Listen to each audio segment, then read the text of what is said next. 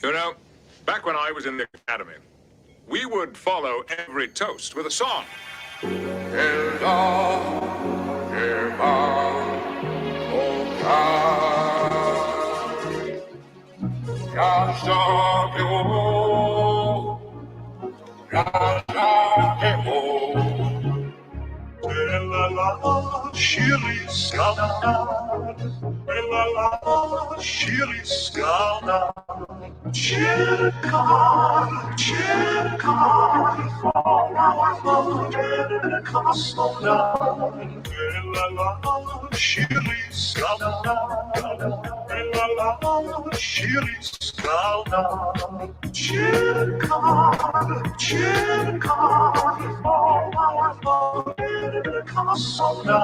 It's better to have loved and lost than never to have loved at all.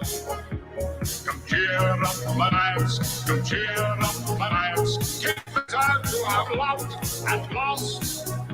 It's better to have loved and lost. Captain John Lucas than never to have loved at all. Federation Starship, come cheer up my nights, come cheer up my nights. It's better to have loved and lost. Captain John Lucas. 4 6 7 3 2 1 4 7 6 Charlie 7 8 9 7 7 7 6 4 3 Tango 7 3 2 Victor 7 3 1 1 7 8 8 8 7 3 2 4 7 6 7 8 9 7 6 4 3 7 6. Walk. When I have plucked the rose, G.O. Grey Heart, longing still for that which longer nurseth the disease. In faith, I do not love thee.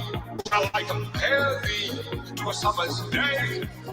When I have plucked the rose, longing still for that which longer nurtures the disease. In faith, I do not love thee. Shall I compare thee to a summer's day?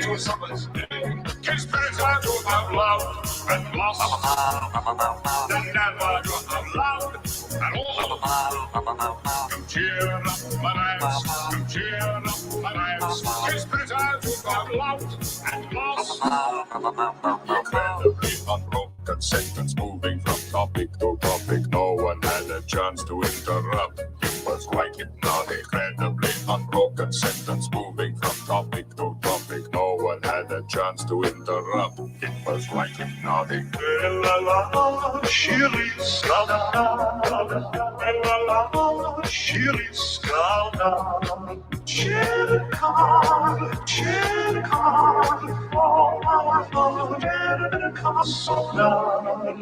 That's an interesting twist.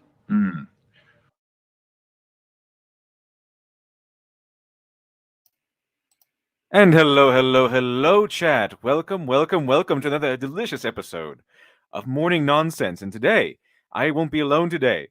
I have a special guest, Shiny, is going to be joining me for this one because it's just too much nonsense today for just one person to handle. Hello, Shiny. How are you doing today?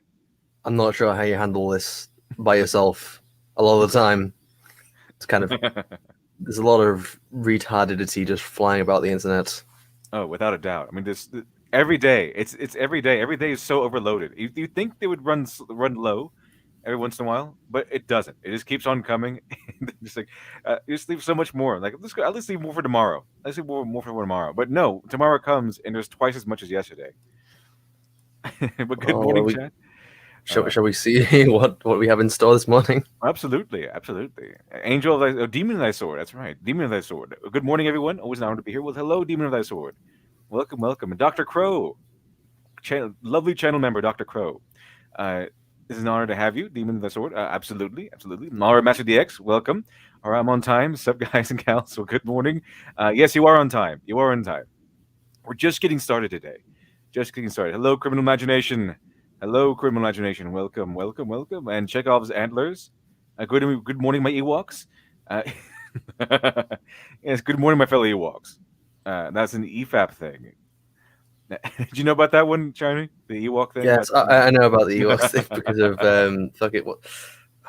what's his name? Quentin. Oh yeah. Did he? That was one of the last what EFAPs I watched. After that, I just kind of started slipping. Yeah, that was great. That was fantastic. Ewoks. Just it's an imperial term. Oh, the only reason why there's black people in the film is because they didn't have the balls to put Ewoks in there. As Spitfire, Weebors is great. Weebors is gonna be fun. It was fun. I participated in Weebors a little bit from the sidelines, I guess. And see your Archmag. Well, good morning, chat. Well, good morning, Archmag. Good morning, good morning. And the numbers. Hello. Good morning, everyone. Good morning, the numbers. Matthew J. Nimnaw. Favorite Pogo song. Fantastic. That's one of my favorites also. It's fantastic. Let's see here. Rage Tornado. How is everyone fine this morning? I'm doing great. Hope you are also. Sushi. That's the sushi guy. You're hungry for some nonsense. And see you're a member, channel member, so you can use some of those custom emojis. Fantastic. Awesome.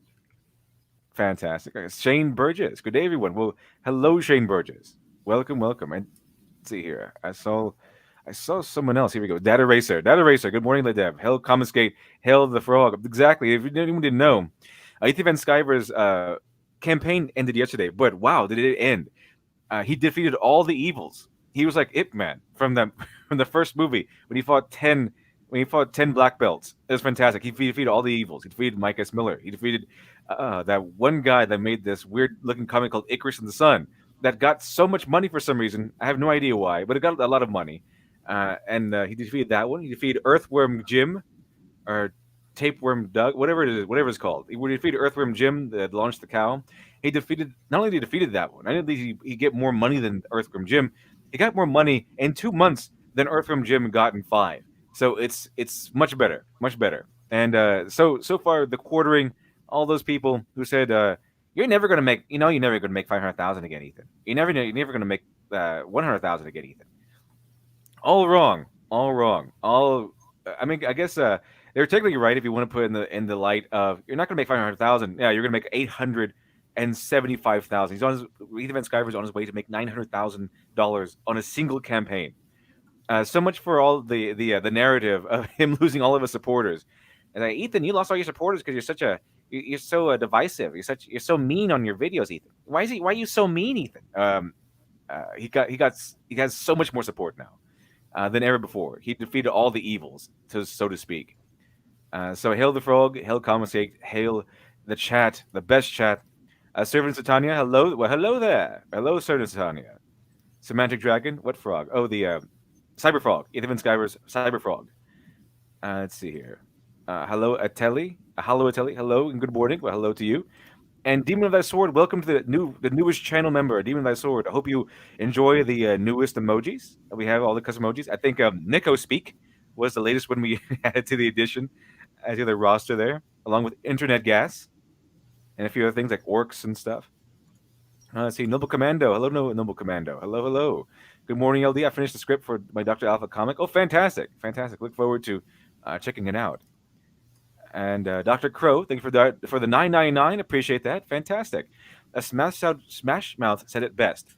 The hits keep on coming and they don't stop coming. They don't stop coming.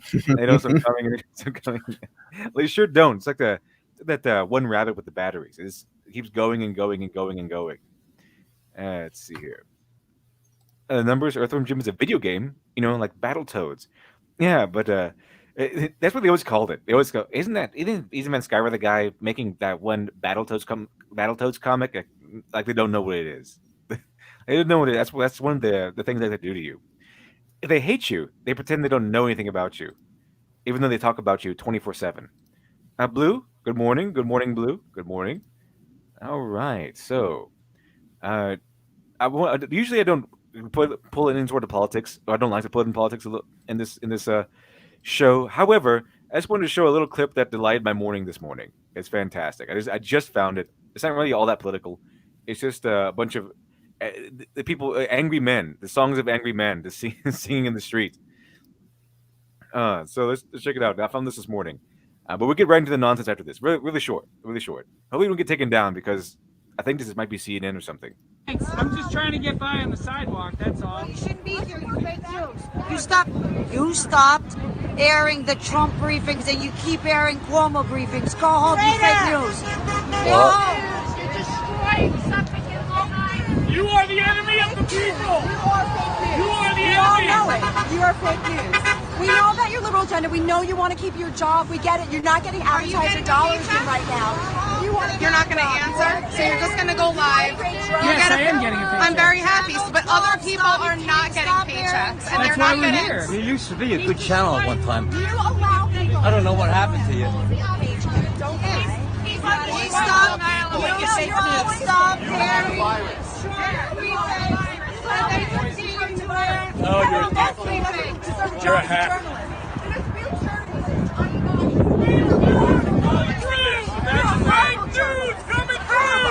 You're supposed to be unbiased. You're not unbiased. You let so much crap fly on your Facebook page. It's disgusting. Civil disobedience. You're the virus. Look, all these people who are being demonized for wanting to go back to work and wanting to support the families by the media. They're not really they're singing the songs of angry men right now. I think this is CNN because they're calling them fake news because CNN is fake news.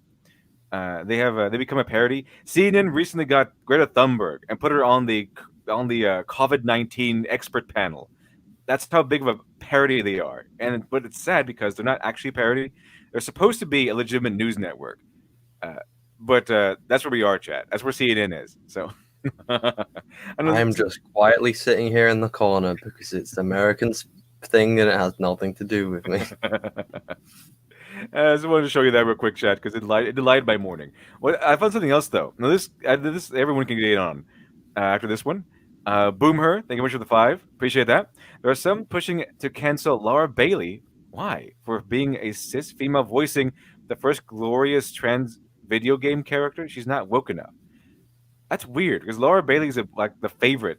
She's on that show, Critical Role. She's been like a long time participant on Critical Role, and I thought everyone loved Laura Bailey. Like, absolutely loved her. Like, we're just absolutely in love with her.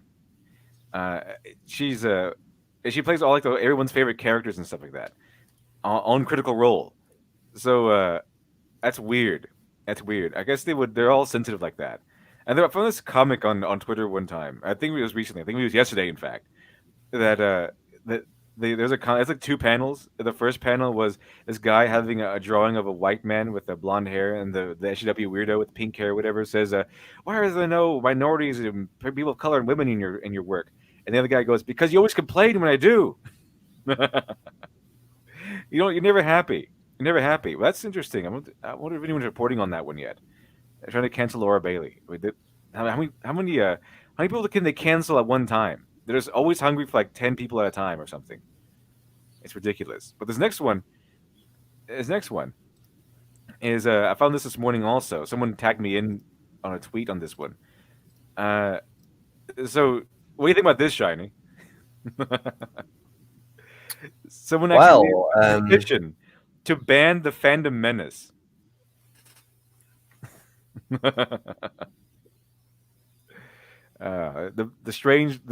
These people can't. It's not. We're going to respect your arguments, and we're going to argue back. No, we're going to have a petition that we got 401 signatures on to ban the Fandom from all platforms. Oh, God, I've seen petitions that they've got far more than fucking 400 in like such smaller things. So you don't like my Space Wizards movie? You don't like me? You don't like my themes? Okay, you don't get to speak anymore.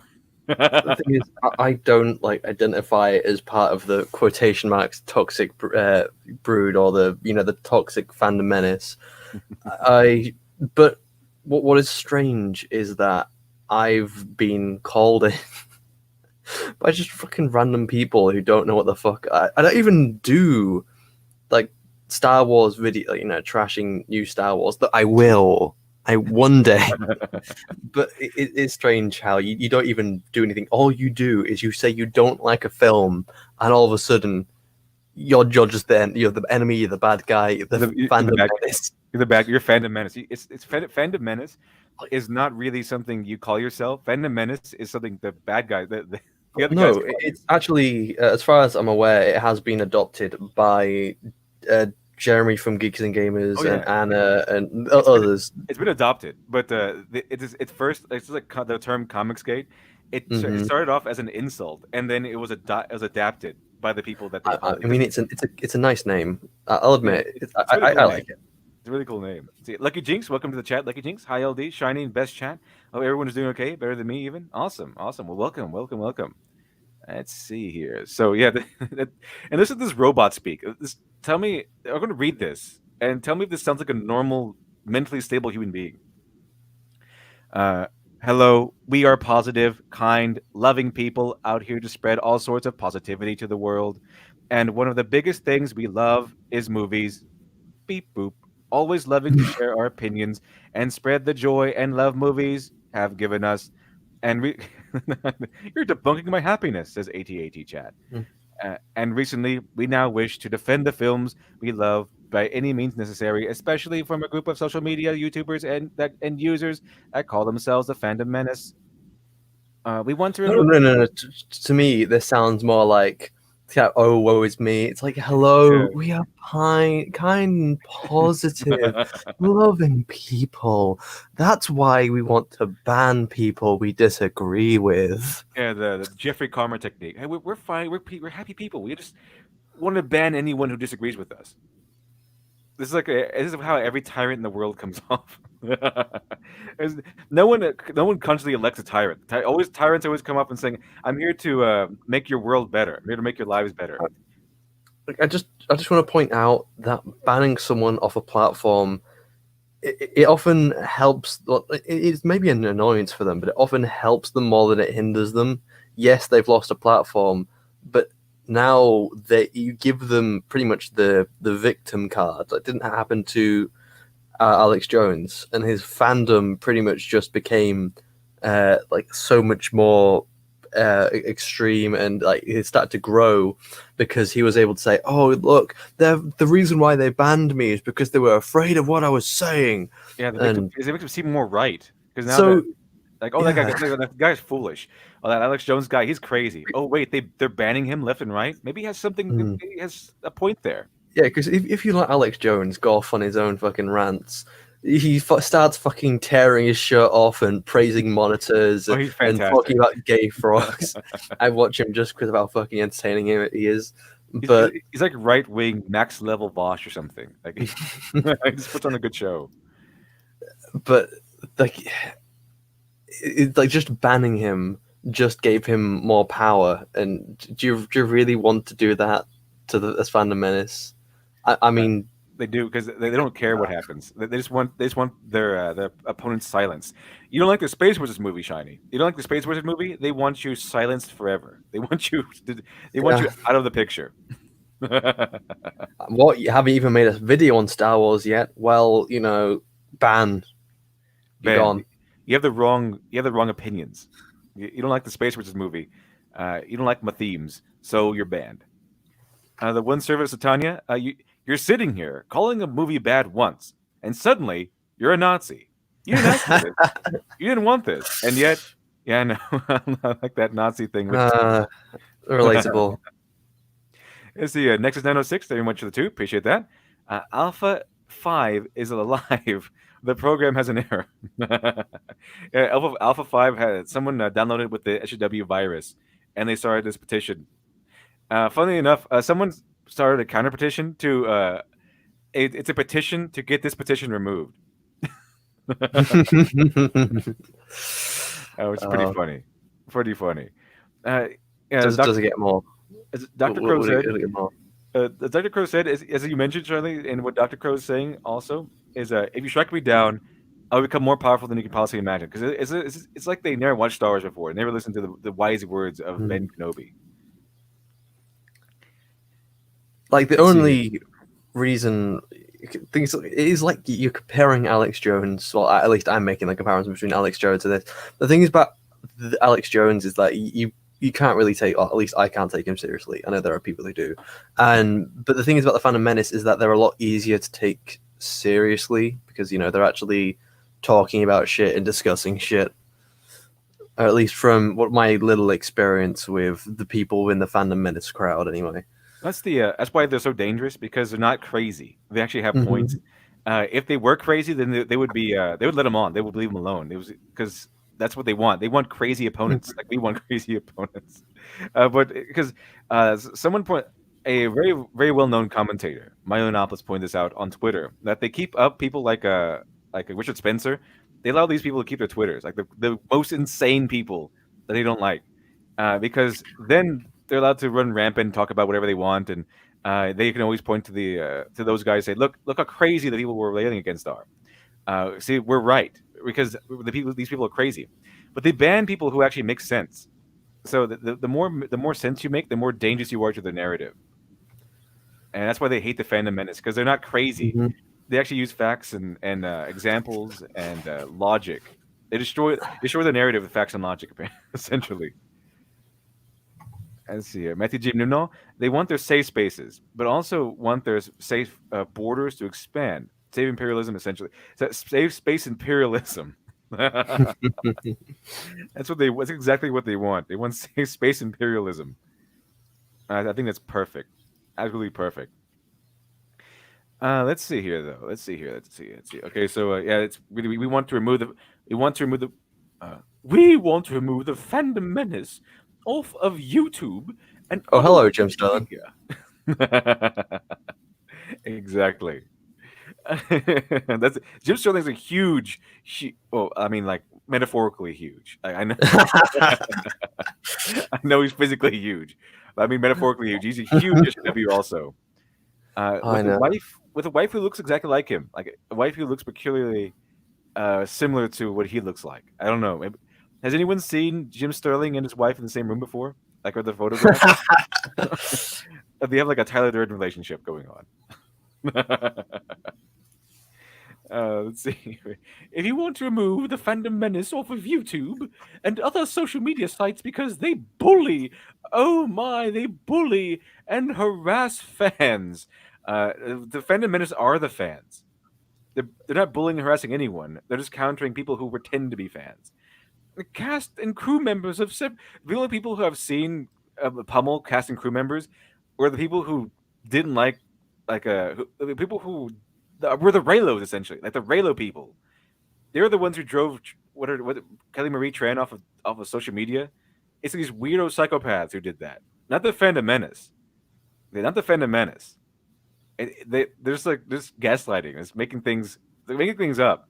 It's making things up. I know it seems silly to cry about Captain Marvel or Star Wars or The Last Jedi. You can't stop until they change what they're doing, until they wake up and realize that they're destroying people. They're taking away our balls. Yeah, exactly. See, exactly on point. They're just trying to destroy people. They're trying to place the blame on other people, and they want to destroy the fandom menace because they make too much sense. They don't like them. They don't like them, chat. Not one little bit. I don't like them either. I don't like them either. I'm wanted in 12 systems. Let's see here. Box office hit films like Disney, Star Wars films, they go on a. One thing about these SJW types, they don't know anything about conciseness. They just ramble on everything. In fact, there's a meme about how they meme, and you see like a normal meme. It has maybe one line of dialogue. For every panel, it has one or two lines of dialogue. I thought we were the ones who weren't able to be concise. Yeah, apparently we're not the ones. We're not the ones, but they write entire novels of stuff whenever they want to do anything. So, have you ever seen an SJW or an NPC weirdo sort of a meme? Instead of having like one or two lines of dialogue per panel, they have entire essays per panel.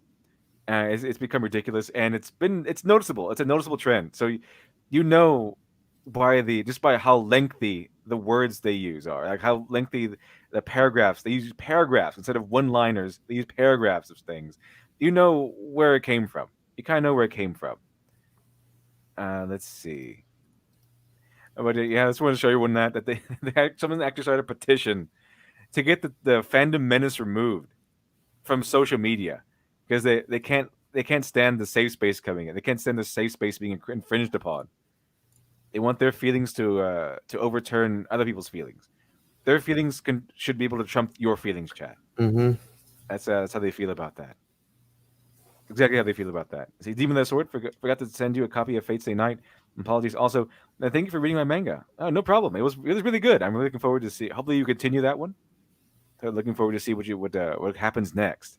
It's really good. It's really good. It's on the. If anyone wanted to see what happened, it's on the First Edition channel. Last First Edition episode we did. It was last Sunday because of timing and scheduling, but it was really good. It's really good. Let's see here.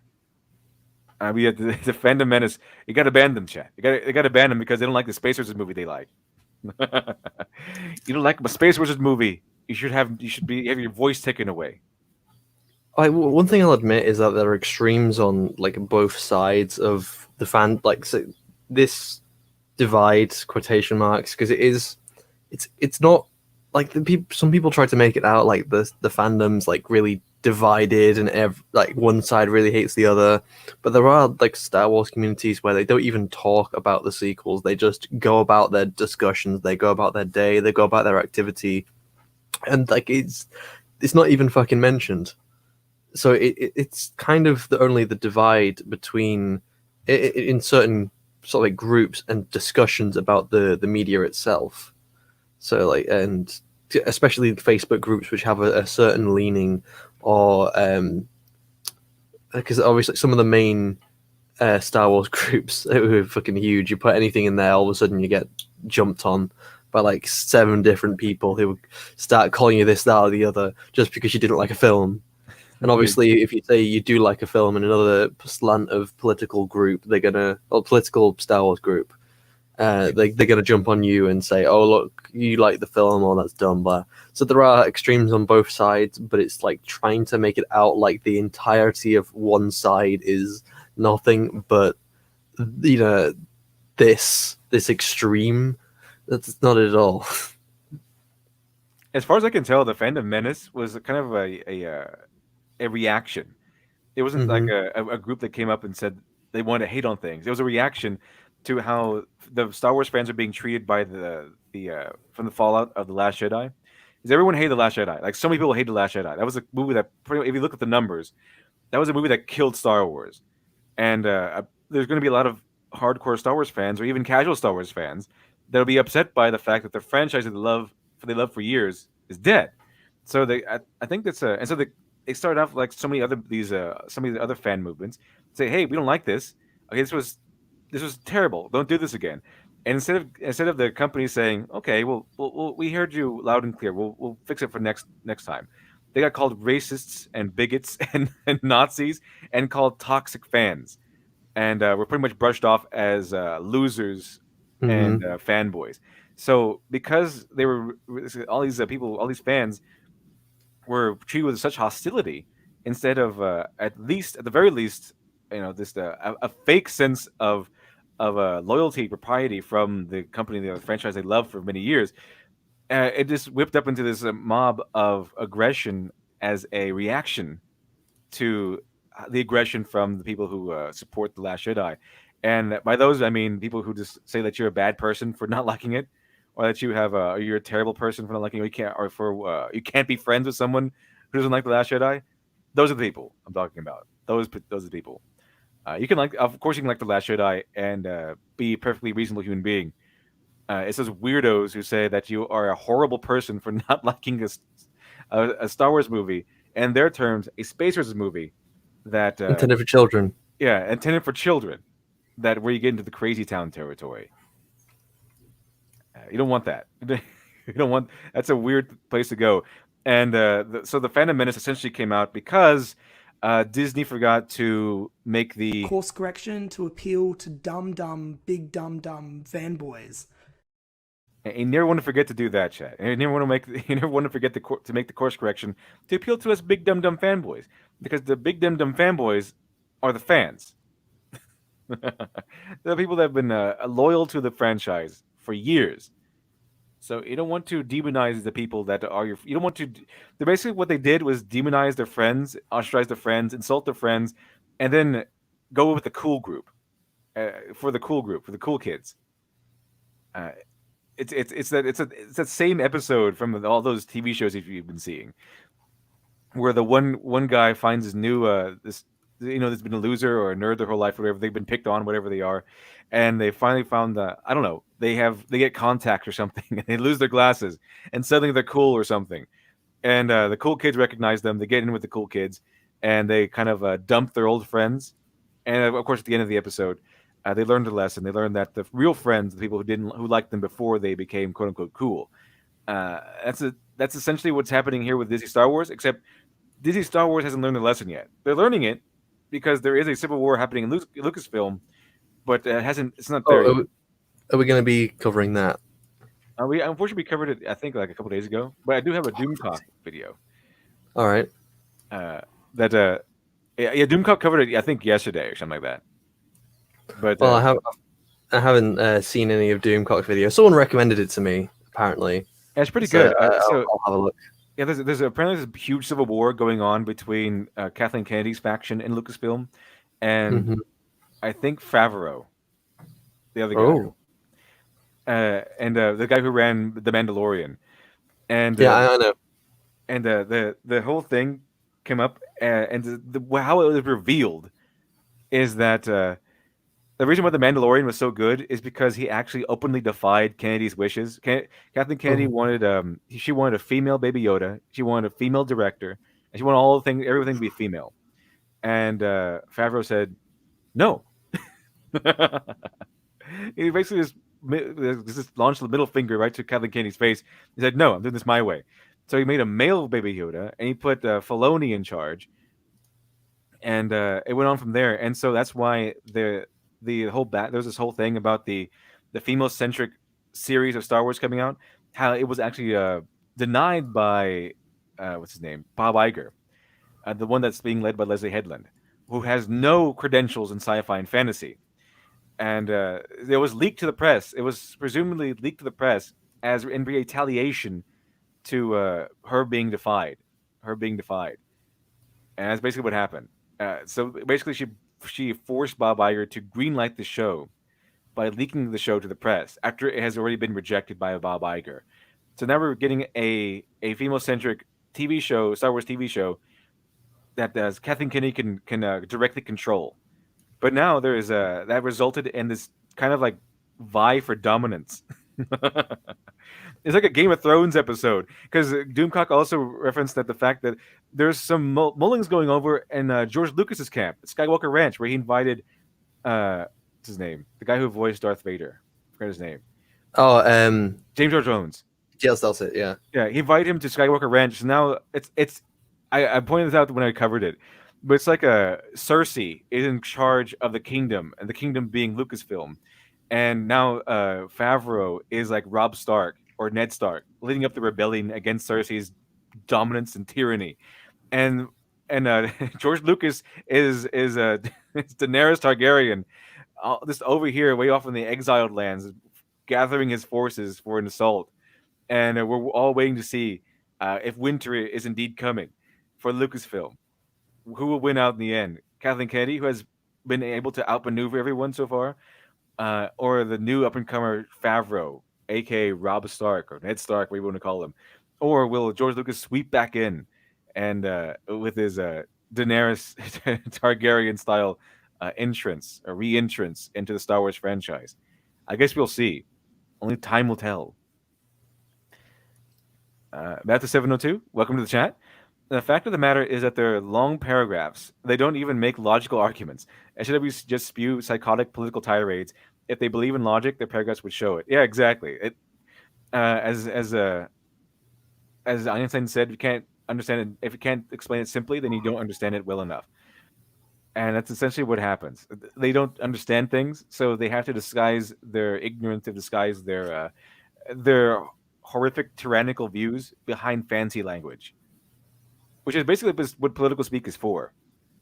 We have this Doomcock video. This Doomcock video is old. It's from May the 4th, but I think it's worth watching because he's talking about how it feels like a funeral for Star Wars. And it's all the way from May the 4th, but I think it might be interesting to watch anyway.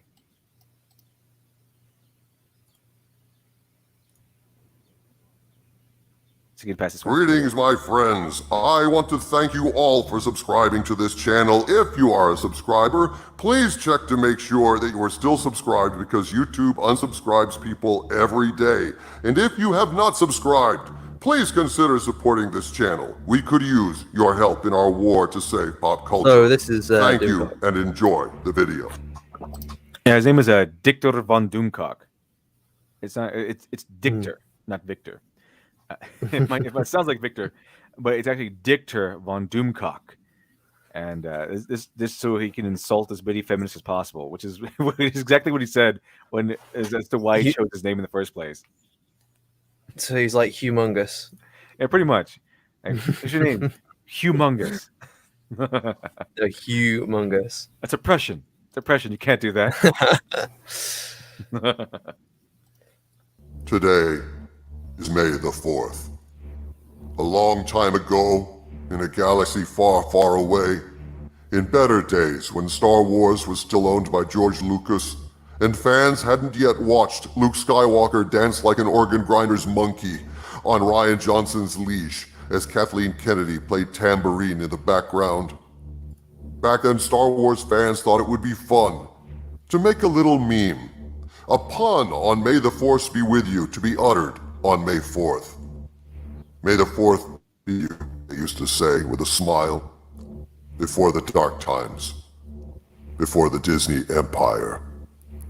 The Disney I Empire. can't speak for everyone, but now, after the systematic destruction of every icon from our youth, and the scorn heaped upon fans who protested this destruction, May the 4th just feels like a few. I'm pretty sure everyone in the chat knows this, but just to make it clear, Doomcock is like one of the face icons of the fandom menace. That's his whole thing. As he is part of the fandom menace. He also talks about Doctor Who and Star Trek. He's a fan of all those things. He's a sci-fi guy. So He's very dramatic. yeah, that's why I like him. So many people like him.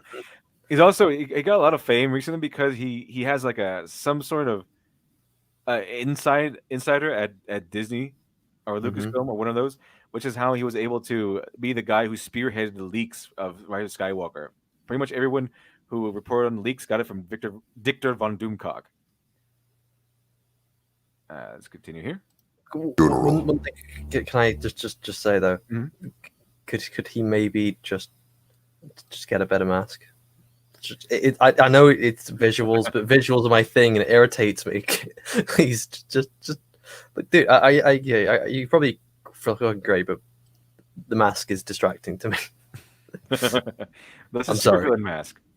And he's a super villain. He has to have a mask like that. It might just be like a personal thing because again, Hello Greedo, but I'm getting Hello Greedo vibes from his. It's like I don't want that's something I don't want. Also, Well, at least his helmet is original. Hello Greedo's helmet is just a stormtrooper. he just bought it. Yeah. That explains why Hello Greedo's helmet's better, but it's not by any means anything he's done. He's just bought a helmet, put it on his head, and said, "Oh, look at me! Pretty much. I can do that too. I've got a fucking clone trooper helmet." Next shiny FX video, it's gonna be me in a helmet in my room. Drake Dulles, isn't he also a frequent EFAP contributor? I'm not sure if he's frequent, but I know he has been on EFAP before. In fact, I think he and Smudboy were on EFAP together at the same time, in the same episode. Actually. Let's see here. And there we go. See here if Serene Forge works. And if anyone here is feeling down about Star Wars like me, and you haven't seen the remastered Vader versus Obi-Wan, I would highly suggest it. It will restore your faith. It is pretty cool. I've seen that actually. I will say that just in terms of faith, yeah, it is cool. But when talking about faith and stuff, I think mine is kind of this since kind of like the Last Jedi that there has been a kind of turn, and so that the Mandalorian and Star Wars: The Clone Wars and Star Wars Fallen Order, they're pretty fantastic. The Mandalorian is more of a meh series, but subjectively I enjoy it. and Fallen Order is great, and so is the final Star Wars: The Clone Wars final season. So my hope has kind of been sparked a little bit more. It's like, okay, you just keep going, you'll do good. The farther, Don't fuck up. as the backstory of Mandalorian has showed us, the farther you're away you get from Kathleen Kennedy's icy grasp, the better things are, because he actually consciously defied Kennedy's orders and made a good show, a good Star Wars show. And Christopher Cole says, "What if the insider is Julian Assange or Edward Snowden?" Then I wouldn't be surprised if it was Julian Assange. He's like always into this sort of stuff, not Star Wars, but getting into the secrets. So that would be interesting. That would be an interesting revelation, I think. Yeah, I think Kathleen Kennedy. Yeah, God, that's a lady there who's. Stay away, please. And just please keep your social distancing with my Star Wars. Ever since it seems like ever since Star Wars landed in our hands, it's been a downward spiral into destruction, mayhem, and misery. And it's very unfortunate. And her whole attitude has pretty much been, if you don't like my politics, don't buy my book. Essentially, more or less. Well, you can also just throw up the everything is racist. If you got that yet. You're sexist and racist. It's all racist. We're all racist. You can either take the song or you can take the Anita Sarkeesian quote. It's like, everything is racist, everything is sexist, everything is homophobic. Gotta put it all out. Clone Wars showed everyone that there's a solid skeleton in the prequels. Like, fuck, I don't know what the comment is. I just saw Clone Wars. I thought, oh, God, I'm gonna fucking look at it. Here it is. Yeah, at the very least, the Clone Wars prequels gave us something to build on. The sequels gave us nothing. There's nothing to build on with the sequels. It's just a big mess of things. Literary Devil, since you've been watching Clone Wars recently with me and Smud and the others from the Smudcast, what is your thoughts on it so far? It's pretty good. It's a very enjoyable show, and it gets better and better and better as you go along with the seasons. So I enjoyed it. I can't believe Smud fucking missed the Umbara arc. That's pretty good. It was fantastic. Yeah, let's see here. We're going to get some weird stuff after this one, chat. We're going to get some weird stuff. And here's why. Behold the quintessential devils in these matters, the authors of the malaise that is... the false prophet, the Antichrist, and the demon, or the Leviathan. Which one is which? I'm not sure. I'm pretty sure Kathleen Kennedy is the Antichrist. I'm pretty sure the J.J. Abrams is the false prophet, and Ryan Johnson, I would tag him as the beast, the behemoth, or the Leviathan. The seven-headed monsters will be coming at the end of the world. These are the three phases of the apocalypse. False prophet is very applicable to JJ. Yeah, he's supposed to be our savior. He's supposed to be the guy that we handed Star Wars off to, and he's supposed to make a really, really exciting, fantastic Star Wars film. Oh, he was supposed to fix I remember back in it was like 2004 when, before all this, not 2004, 2014, sorry, when, the whole new film was coming out. Oh, it fixed everything. Oh, it fixes the prequels. We've got good Star Wars again. Birdie, blah. And it wasn't. It really wasn't. Because everyone was upholding J.J. Abrams for, he saved Star Wars. It's like, no, he didn't. I think people were just hungry for new Star Wars. They're just hungry for Disney Star Wars. And I think a lot of people at that moment in time would just say anything was great as long as they had lightsabers and stuff in it. And it had Han Solo. I mean, how can you be starved for Star Wars and not like anything that had Han Solo in it, at least at face value? So I think that's where people were coming from, and then people got a chance to think about it for a second, and they go, "Wow, that was terrible, actually." That was awful. Ah, well, this actually doesn't make any. Oh, well, that doesn't make it. Actually, well, no, it's kind of lazy that it's kind of the same plot as this. Well, it's kind of. Oh yeah, then they have a death. Then there's a problem with this, and there's a problem with that, and it all starts falling apart. Exactly. It was like at first it's like, oh, what a nice homage to the It's New Hope, and then later on it's like, wait a minute, that wasn't an homage. That was a ripoff. It was just a copy and paste job. it's kind of like how no, I suppose the best way to say it is in the beginning, the nostalgia kind of overwhelmed everyone, and that's it. Kind of made it difficult to see properly. But then, kind of after the nostalgia had settled and the smoke had cleared, that's when the ball started rolling for, oh shit, this is actually terrible. Yeah, I mean, when they found out that essentially J.J. Abrams took a bat to the New Hope, and then pieced together his movie from this leftover shards from that incident. It was very much a soft reboot. Like it's just repeating the same things over and over again, kind of like what he was trying to do with Star Trek. Yeah, I didn't even watch those movies because I fucking did watch Star Trek. I watched Star Trek. Fucking hate those films. Like I know there's some Trekkies who do like those films, and that's fine, but you can't go to me and say, "Oh, this is Star Trek," because it's not. Fuck off. See, Rage Tornado. I wonder who the Four Horsemen will be. Well, that's Ray, Finn, Poe, and Rose. Rose. Tico. Yeah. Which one is famine? Which one is war? Which one is pestilence? I'll leave those decisions up to you, chat. But I'm pretty sure those are definitely Ray is all of them. Ray is all of them. She's all the horsemen. It's like she's all the Jedi. I don't know why, but that line delivery of "and I am all the Jedi" just reminds me of the quote from Brie Larson in Captain Marvel. It's like, I don't even know who I am. It's just the poor acting. I don't even know who I am. I don't even know who you are, says Thanos. And I'm pretty sure that the line delivered by Sidious, which was really weird, the one where he says, I am all the Sith. Yeah, he said that just so that she can have that line which says, I'm all the Jedi. Like, there's no, you're not delivering it right. It's I'm all the Jedi. You the heavy acting breaths in there. Gotta have the acting breath. Because I guess they told Daisy Ridley to act in this one. Which is significantly different than her acting, than how she portrayed Rey in the other two movies, which was no acting. I think maybe one time she got to act. It's all Rey face. It's like, okay, you've got to look really perplexed, eyes wide open, your mouth has got to be open. Yeah, you've got to just look confused all the time.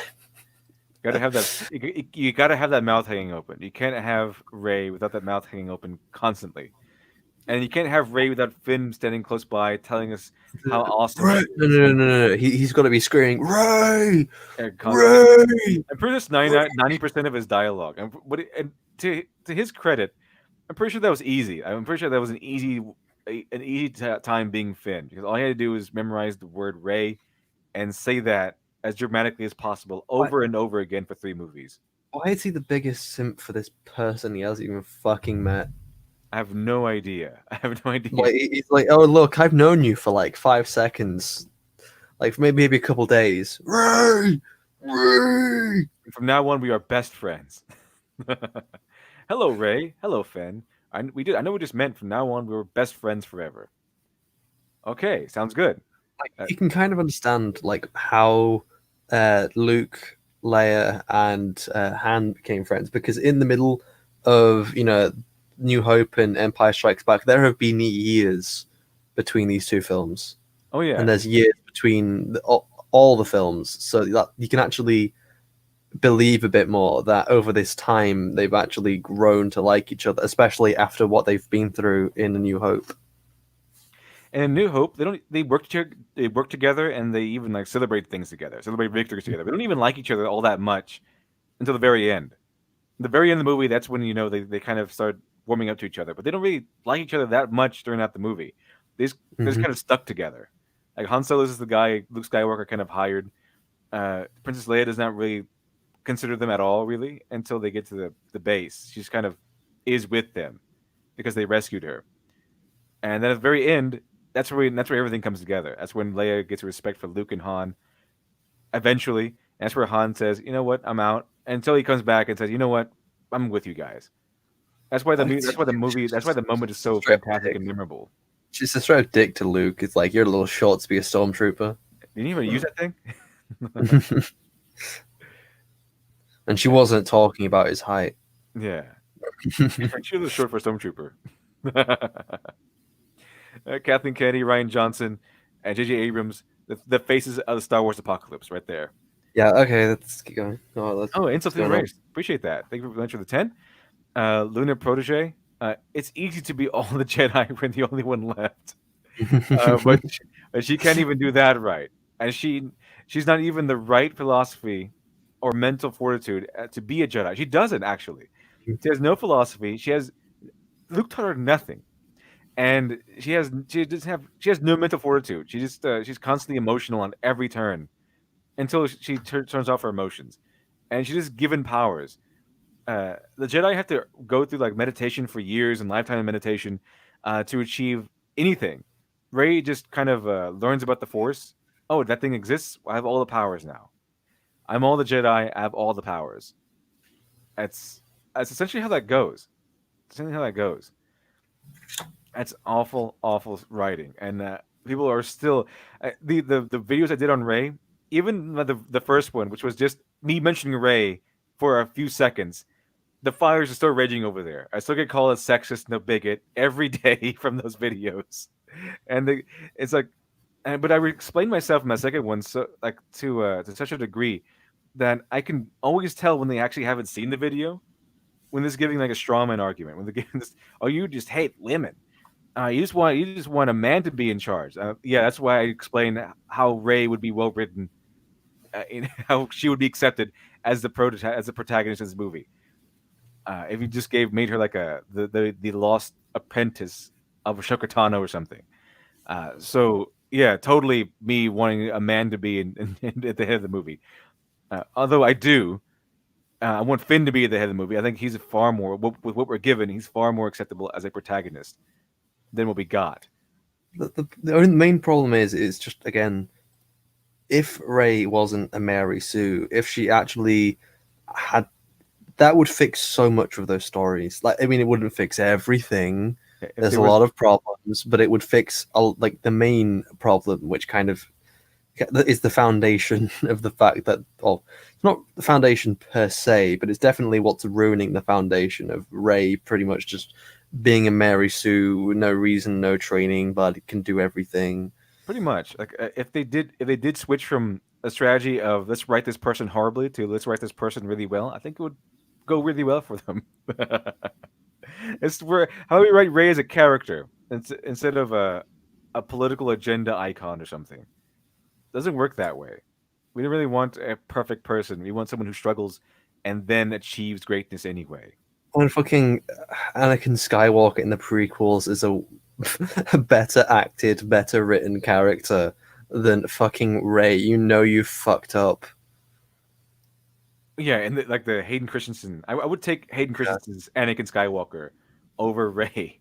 Rey feels hollow. At least Hayden Christensen's Anakin Skywalker feels more or less like a person, if not an awkward person, but it feels like a person more or less. Rey feels like a hollow husk. He's a pair of pants the viewer can put on and step into. Anakin Skywalker is his own realized person. There's a lot of problems in the prequels. I don't know what to tell you. It just is. It could have been written way better, but it was written way better than the sequels. And Anakin was written way better in the prequels than Rey was ever written in the sequels. Like even on her best day.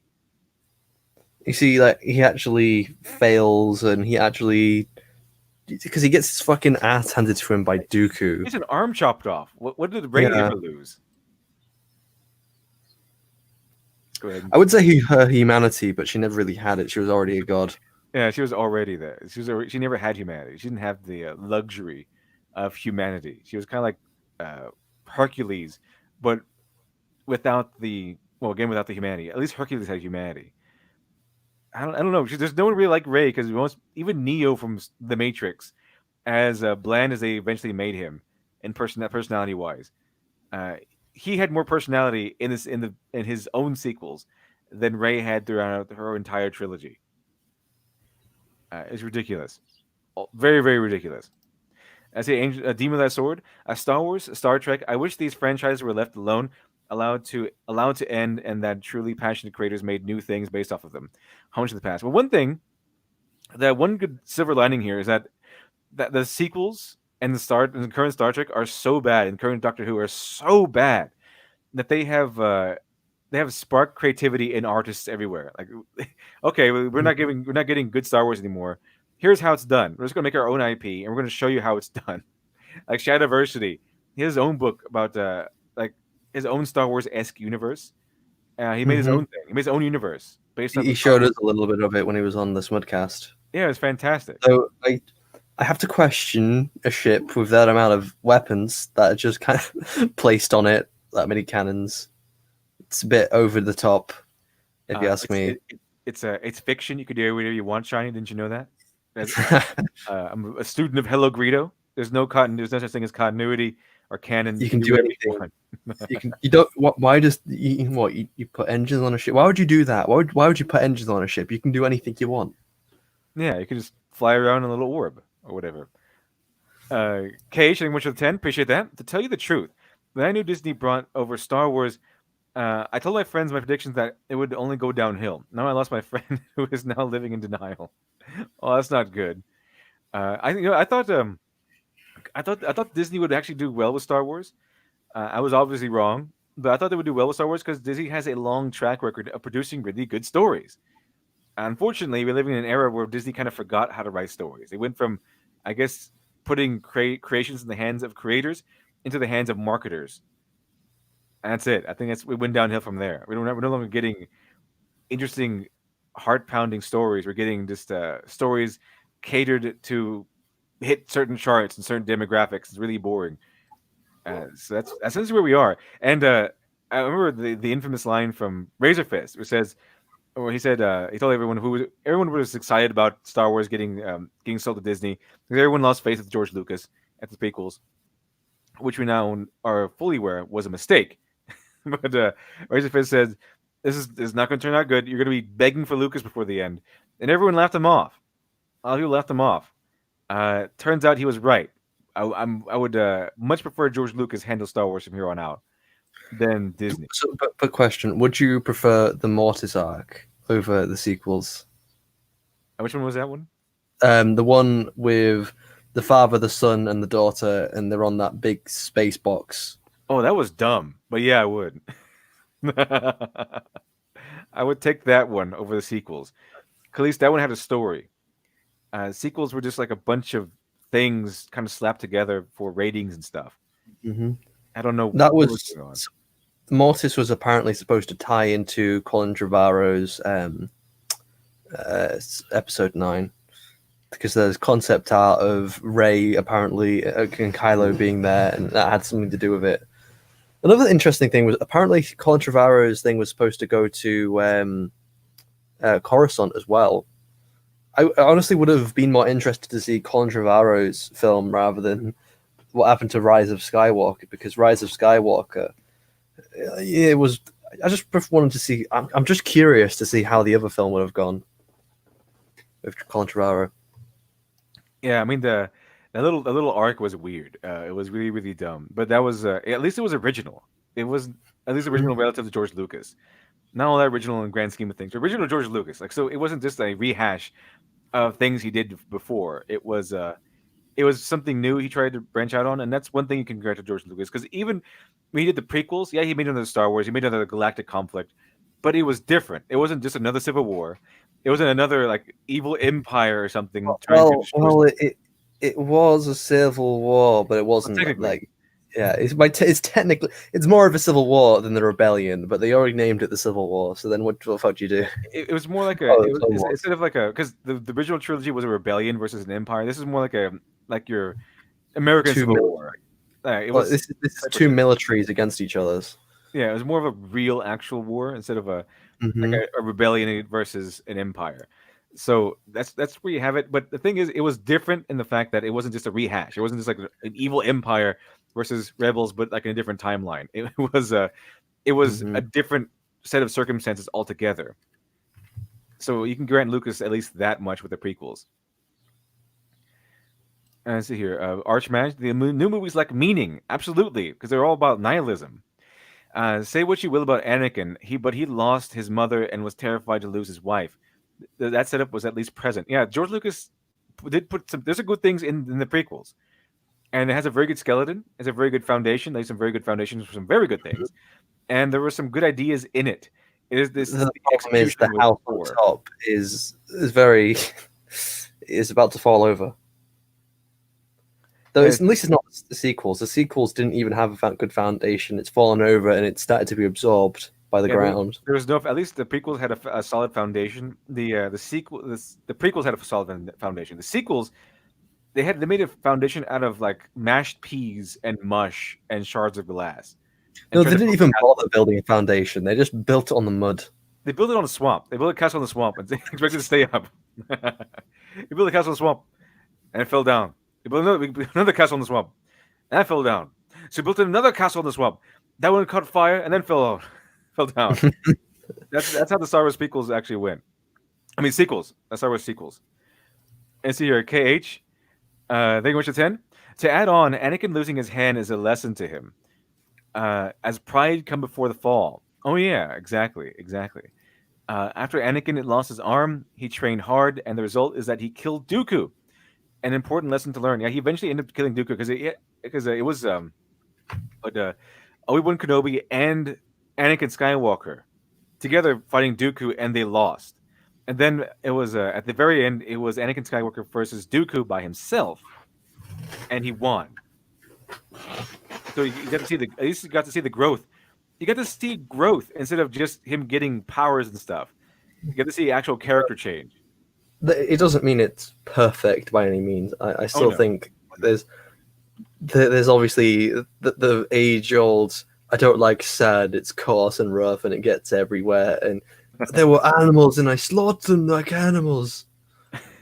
Like, okay, I get what they were trying to do. They were trying to get, they were trying to show Anakin's dark side and killing people out of revenge. Sure, but it didn't. The execution was very poor of that. The problem with George Lucas is that he writes like an amateur. Like I'm saying with all due respect, he writes like an amateur. And I've seen, and I say this because I've seen lots of amateurs write.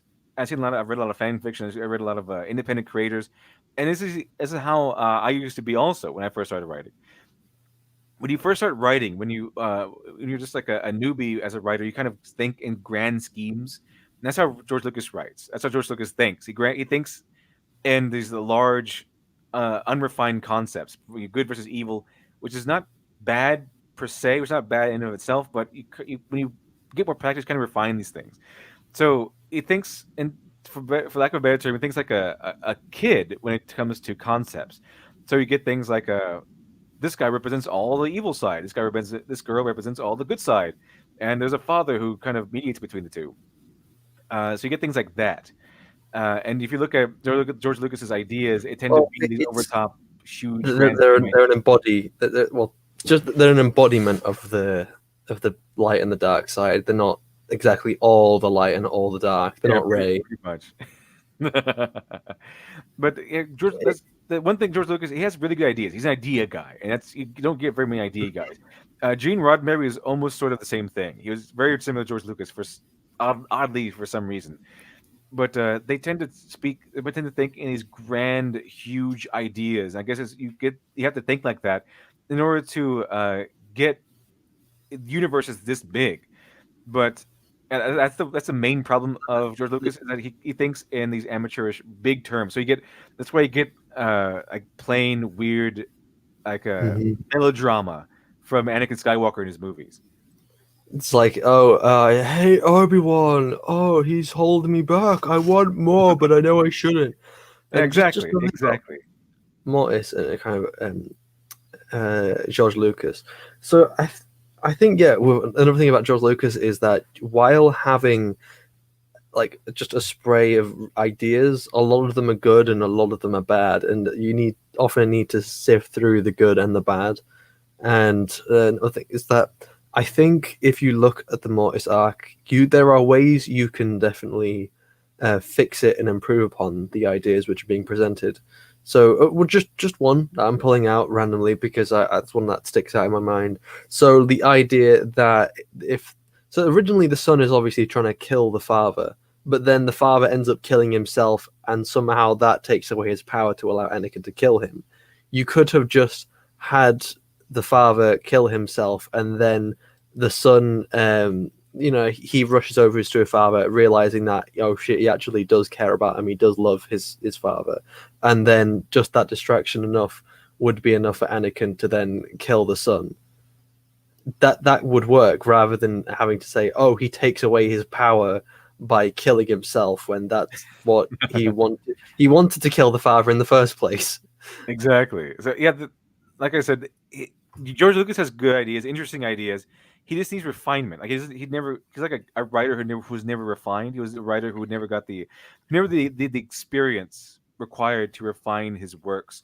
I'm pretty sure George Lucas would be amazing at this stuff if he practiced more, if he was able to refine things. And that's what he had the fortune of having people around him while making the original trilogy who were more refined than he was, and they were able to refine his ideas down to something that's more manageable, something that turned out to be great.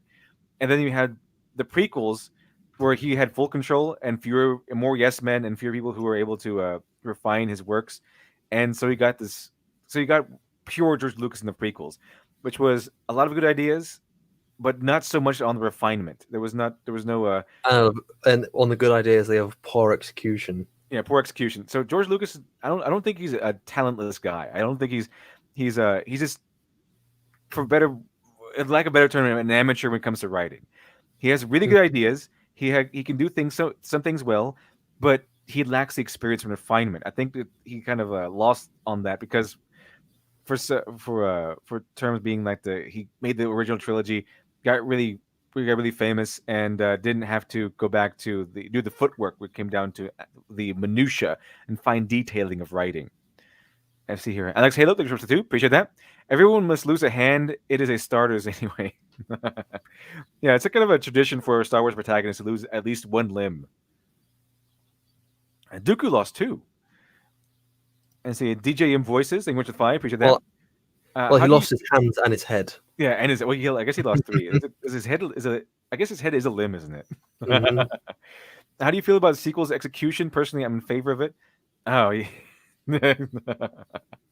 Yes, DJM Voices. I too am highly in favor of the sequel's execution. It can't happen soon enough. Kill him now. Do it. The sequels are amazing. I recently started watching the prequels. The prequels. The prequels are amazing. They're not written well. They're written mostly terrible, but they're very entertaining nonetheless. Very entertaining. I really like them. It's not just nostalgia. Well, the negotiations were short. And they were short, Anakin. No. You didn't know. God damn it! It's episode 1. Qui-Gon Jinn, Obi-Wan, like in the Doxin.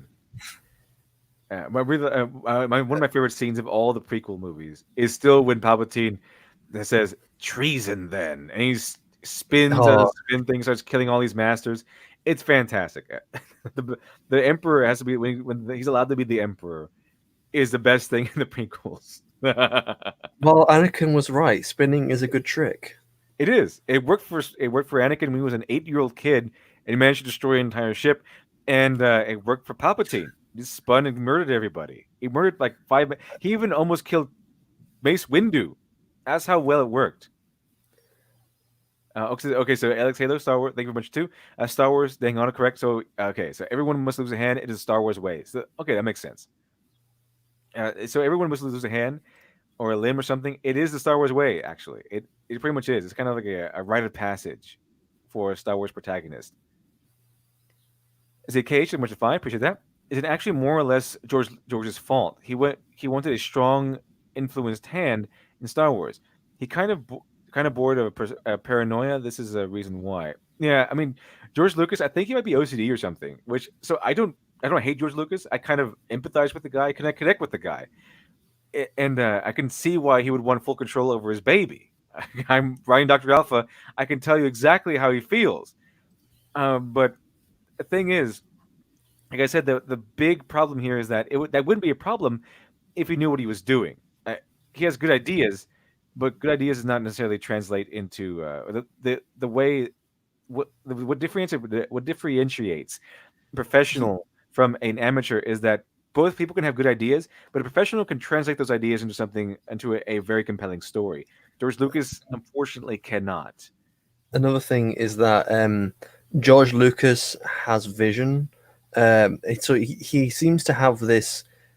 So you can very much compare the cinematography in the prequels to the cinematography in the sequels.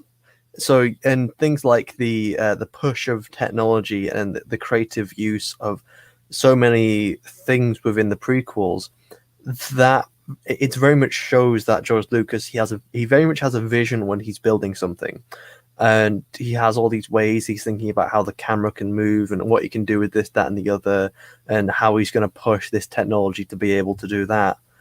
And that is something which just isn't in the sequels. There's no vision at all for how the camera's going to work, how they're going to push the technology, how they're going to do this, that, and the other, and it ends up with some very bland shots. Like, yeah, the CGI is great, but it can be very bland. Yeah, it can. It was pretty good. It's pretty good. As George Lucas himself said about the Force Awakens, it's bland, does nothing new. Yeah, exactly. He was spot on that assessment. But I found some live footage of people trying to defend the sequels. Let's check it out. Or Kathleen Kennedy and her ilk trying to defend the sequels. I built this kingdom up from nothing. When I started here, all I was swamp. Other kings said I was daft to build a castle on a swamp. But I've built it all the same, just to show them. Yeah, Kathleen Kennedy, I'm pretty sure this is like her attitude. When I came here, there's nothing but a swamp. I built this kingdom up with my bare hands with the sequels. And so I want to show them all. I want to show them all. To the swamp. So, I built a second one. That sank into the swamp. So I made the Force Awakens. That sank into the swamp. So I built the second one. I built the Last Jedi. That sank into the swamp. So I built a third one. That burned down, fell over, then sank into the swamp. But the so I made the Rise of Skywalker. That one burned down and sank into the swamp. But the fourth one stayed up. The fourth one stayed up. It's such a great connection to how the Star Wars sequels turned out. He built the castle in the swamp. They all called me daft for building a castle in the swamp, but and it fell down, sank in the swamp. So we built the Last Jedi. That one sank in the swamp. So we built a third one. That one burned down and sank in the swamp. But the fourth one stayed up. Unfortunately, there was no fourth one. So that didn't stay up. So that's where it kind of goes off the rails. KH, which is too. Spitting method was a call out to Star Fox 64. Was it really? I know it was do a barrel roll from that game. Yeah, I'm not entirely sure about that. But that'd be interesting if it was. That'd be interesting if it was. Just in the middle of Phantom Menace, Anakin Skywalker says, "Do a barrel roll." Anakin, do a barrel roll. And see here, Barry Bend. It's like when Gundam Seed was made. It copied 0079 and was lambasted by most fans. While 00 did better, while 00 did better trying something new. Now, it's always the same concept, but try something new, like try a new direction. There's always the Gundam series always try something new. It's like the same base concept, but always try something new, like try a new angle on it every single time. It's most of the series I've seen they have been fantastic, except for maybe Gundam SD. That one was dumb. Daniel Lindsay, George had an amazing idea, and he pushed those around him to the next level. And if it went astray, he had them to bring it back on the OT. And when nothing was there, they stopped him. They stopped to stop him. Yeah, no one was there to stop him. There's so many weird ideas that were going to be in the original trilogy, but he had people around him that kind of refined his writing, kind of stopped him from going too far in some places. They went too Hey, far. look, I wanted Yoda to originally be called Biggles. Yeah. What? George, no, yeah, that wasn't the name, but it was something like that was pretty stupid. Yeah, a lot of things. George Lucas always thinks of things that are stupid. It's kind of his way. I mean, you have to sift through the stupid of George Lucas to get to the gold that's there. Because there's gold there. It's kind of you have to look for it though, because there is also a lot of stupid that comes with it. Like he wanted C-3PO to be a car salesman or something, a car salesman kind of guy. So yeah, I'm not saying he's the best guy in the world, but I would prefer George Lucas over what we got from Disney Star Wars. Turned Star Wars into a shadow of its former glory, Luke Skywalker into a bitter loser, and May the 4th back into just another day. What was once a celebration feels like a wake. What was once a dream has now become a nightmare. This is what happens when a corporation breaks a dream and shackles it to propaganda and identity politics like an ox shackled to a plow. This is the face of heartbreak. And May 4th is the perfect day to reflect on just how sad it is when a company treats its fans like they're disposable and fan memes like their property. May the 4th.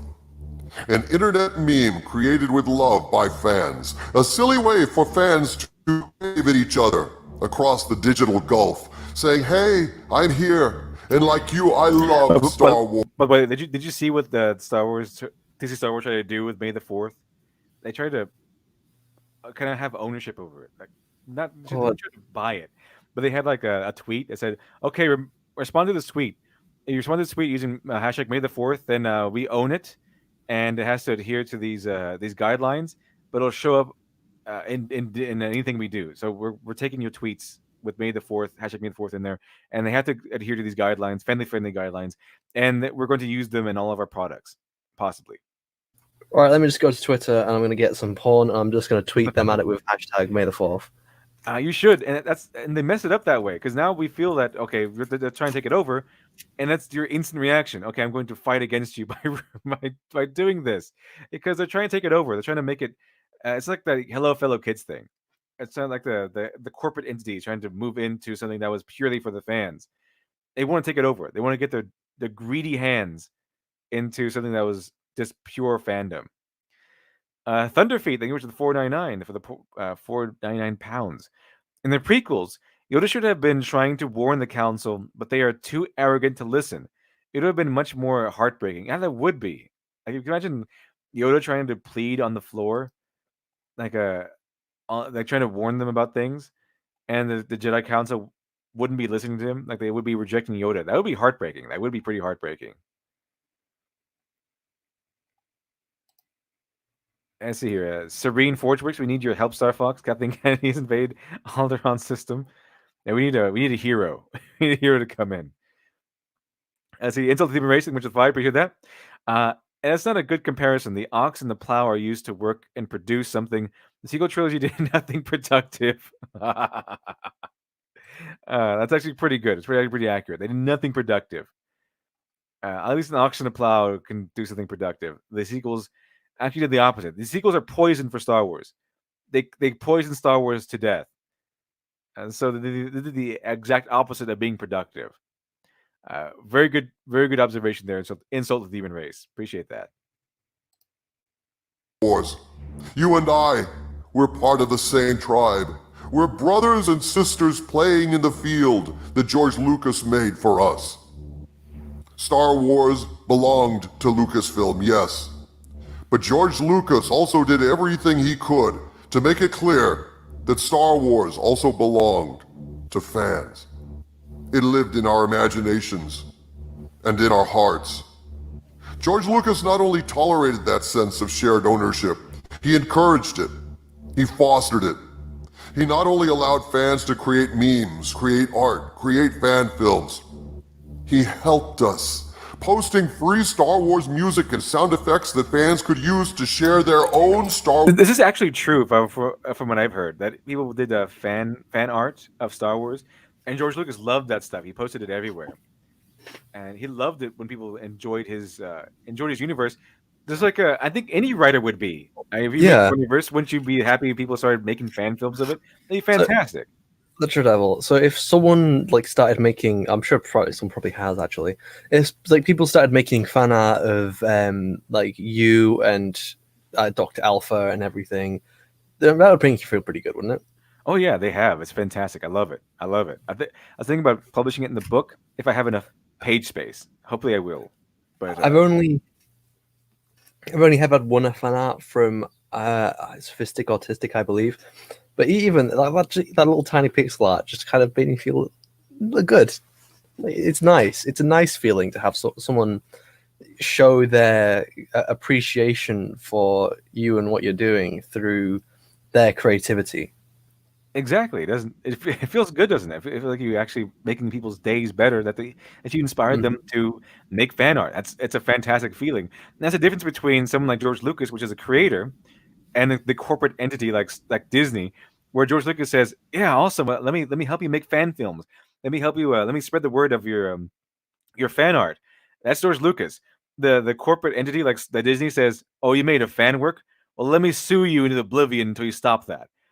That's the difference here. Because I know Star Trek did that. I think they did with Star Trek recently. Or Yeah, they had these like really this guy what was it? Horrible guidelines. Like you made a fan film, you can only make it once, and you can never. If you star in one Star Trek fan film, you can never start It's any other film again. I think it's either you can have a maximum of 3 10-minute episodes, or you can have 2 20-minute episodes, and that was mainly in response to productions like what's it called? The one with all the interviews. I'm trying to remember now.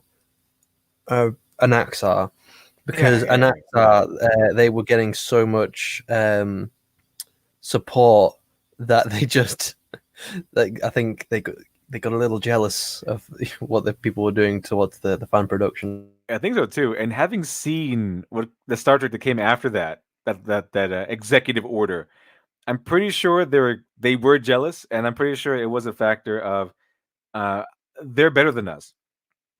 They're producing crap while these fans are producing wonderful, famous things, and they're producing things that get a lot of support and backing, while the actual productions are not. they're hated by the fans. And so here, Alex Halo, thank you very much for the 5. Appreciate that. I would send pics of Heroine X and Heroine Alter to them and say that this is better than the sequels. Yeah, I mean anything's better than the sequels, pretty much. That's one thing a lot of Star Wars fans can. I think almost all Star Wars fans can kind of agree upon, except for like the that one Butts guy, like the fans are like that Butts guy who cries at trailers. This whole cries at sequel trailers. Unless you're that kind of fan, I'm pretty sure you might have been upset by what the occurrences of the sequels. And see, Al Dante, thank you much for the 999. Appreciate that. Instead of the May the 4th, we should say May the Schwartz. Yeah. That's the only thing that's remained pure, according to the fans. May the Schwartz be with you. I see your Schwartz as big as mine. Lone Star. I see your Schwartz is as big as mine. Because good is dumb. Pour one out for Star Wars when a Star Wars parody has better lines than the sequels. Because good is dumb versus that's how we're going to win. We're going to win not by fighting what we hate, but by saving what we love. That's dumb. Like Darth Helmet, it went from parody to being spot on. If those are the good guys, then yeah, good is pretty dumb. They jammed our sensors. They jammed our sensors. We have they're tracking us. They're tracking us, but we have no spy. Okay. But yes, spot on, El Dante. Thank you for bringing up the Spaceballs. That's a very, very good reference to bring up now. Because good is dumb. Yeah, the Star Wars sequels, that's how I feel. I don't know about you, Shiny, but watching the sequels, I just wanted the First Order to win. I wanted all of I wanted Rey to die. I wanted Rosico to die. I want Finn and Poe. I want them all to die. I want the First Order too. I want the First Order guy. Kylo, fuck off. That's same. You whiny little shit. So remember the time when, you know, antagonists were like controlled and like they were intimidating because they could, like Count Dooku. Like he has so much rage, but he controls it and he's calm. And you know, it's kind of concerning that there's this really calm, angry person that's at any moment just gonna fucking murder your face. It's a very cool demeanor. Very cool Yeah. demeanor. Like I said, it's also intimidating because if you can control your power rather than just letting it rage like a tornado, like just rage out of control, it's much more dangerous to control power than it is to just let it roar and unleash and uncontrolled. That's why it kind of fit that Anakin was this emotional guy as a hero, and then it led him to the dark side. And then once he became Darth Vader, he became really controlled, really disciplined. I mean, you can have raging, emotional enemies. That's not a problem. But the more controlled they are, the more dangerous they kind of are. Because even the Joker, even though he's insane, he always has this weird sense that he has a plan. So it's always the more dangerous guys are not necessarily the most powerful ones, but the most in control ones. That's how you get the cool from. The cool is confidence. Cool is equal to confidence. So that's why you have Darth Vader who just walks around like he owns everybody, because he kind of does. If they step up to him, you know you will die. There's no way you can survive a confrontation with Darth Vader. Then again, if you're just in the immediate vicinity around Vader, you're probably going to die. Like, yeah, if he has a you bad come day. out of hyperspace too close, you're dead. He has a bad day, you know, he lost a lot of numbers or whatever. If you sneak into his fucking meditation area, like thinking, oh, look, you have a connect. Oh, you're dead. Yeah, you're dead. I'm just going to choke you to death because I feel like it. I'll just stab you. He's still emotional, but he's under, it's hidden under a lot of control, a lot of calm demeanor. You better be careful not to choke on your aspirations. Pretty much. The KH much I appreciate that. Have you seen one of the reimagined the scene made by a fan? It is really good. YouTuber made it. It is FX in a post. You should take a look. Which scene is that? Is that the Darth Vader versus Obi-Wan Kenobi one? I've seen that one. But which? If it's not that one, which one do you mean? I'll take a look. Demon of the Sword. I've tried myself to create a massive world to use as my sandbox. The resulted was an endless mass I couldn't hope to create without engaging in the necessary practice. I'm simply not ready. It's pretty tough. It's pretty tough making a universe, a whole world to walk it, because you're not just building a story, you're building an entire world with infrastructure and mythos and stuff like that. So it's pretty tough. That's why people like George Lucas, who think on a grand scale, like naturally, that's why they can do that so easily and so naturally, because they're not thinking on a smaller scale. They're just thinking huge, gigantic, galactic levels. But when it gets to the minutia, when it gets to actual like the details of a story, they kind of start to fade. So it's kind of like the trade-off. If you're really good at writing a basic story, it's probably gonna be tougher for you to make a big expanded universe. But if you're really good at world building and expanded universes, it might be tougher for you to make a smaller, detailed, expanded story, or a detailed story, focused story. I mean, let's see, Archmage. It's not about completing our mission for the good of all you guys. It's about doing what we want for ourselves. Yeah, exactly.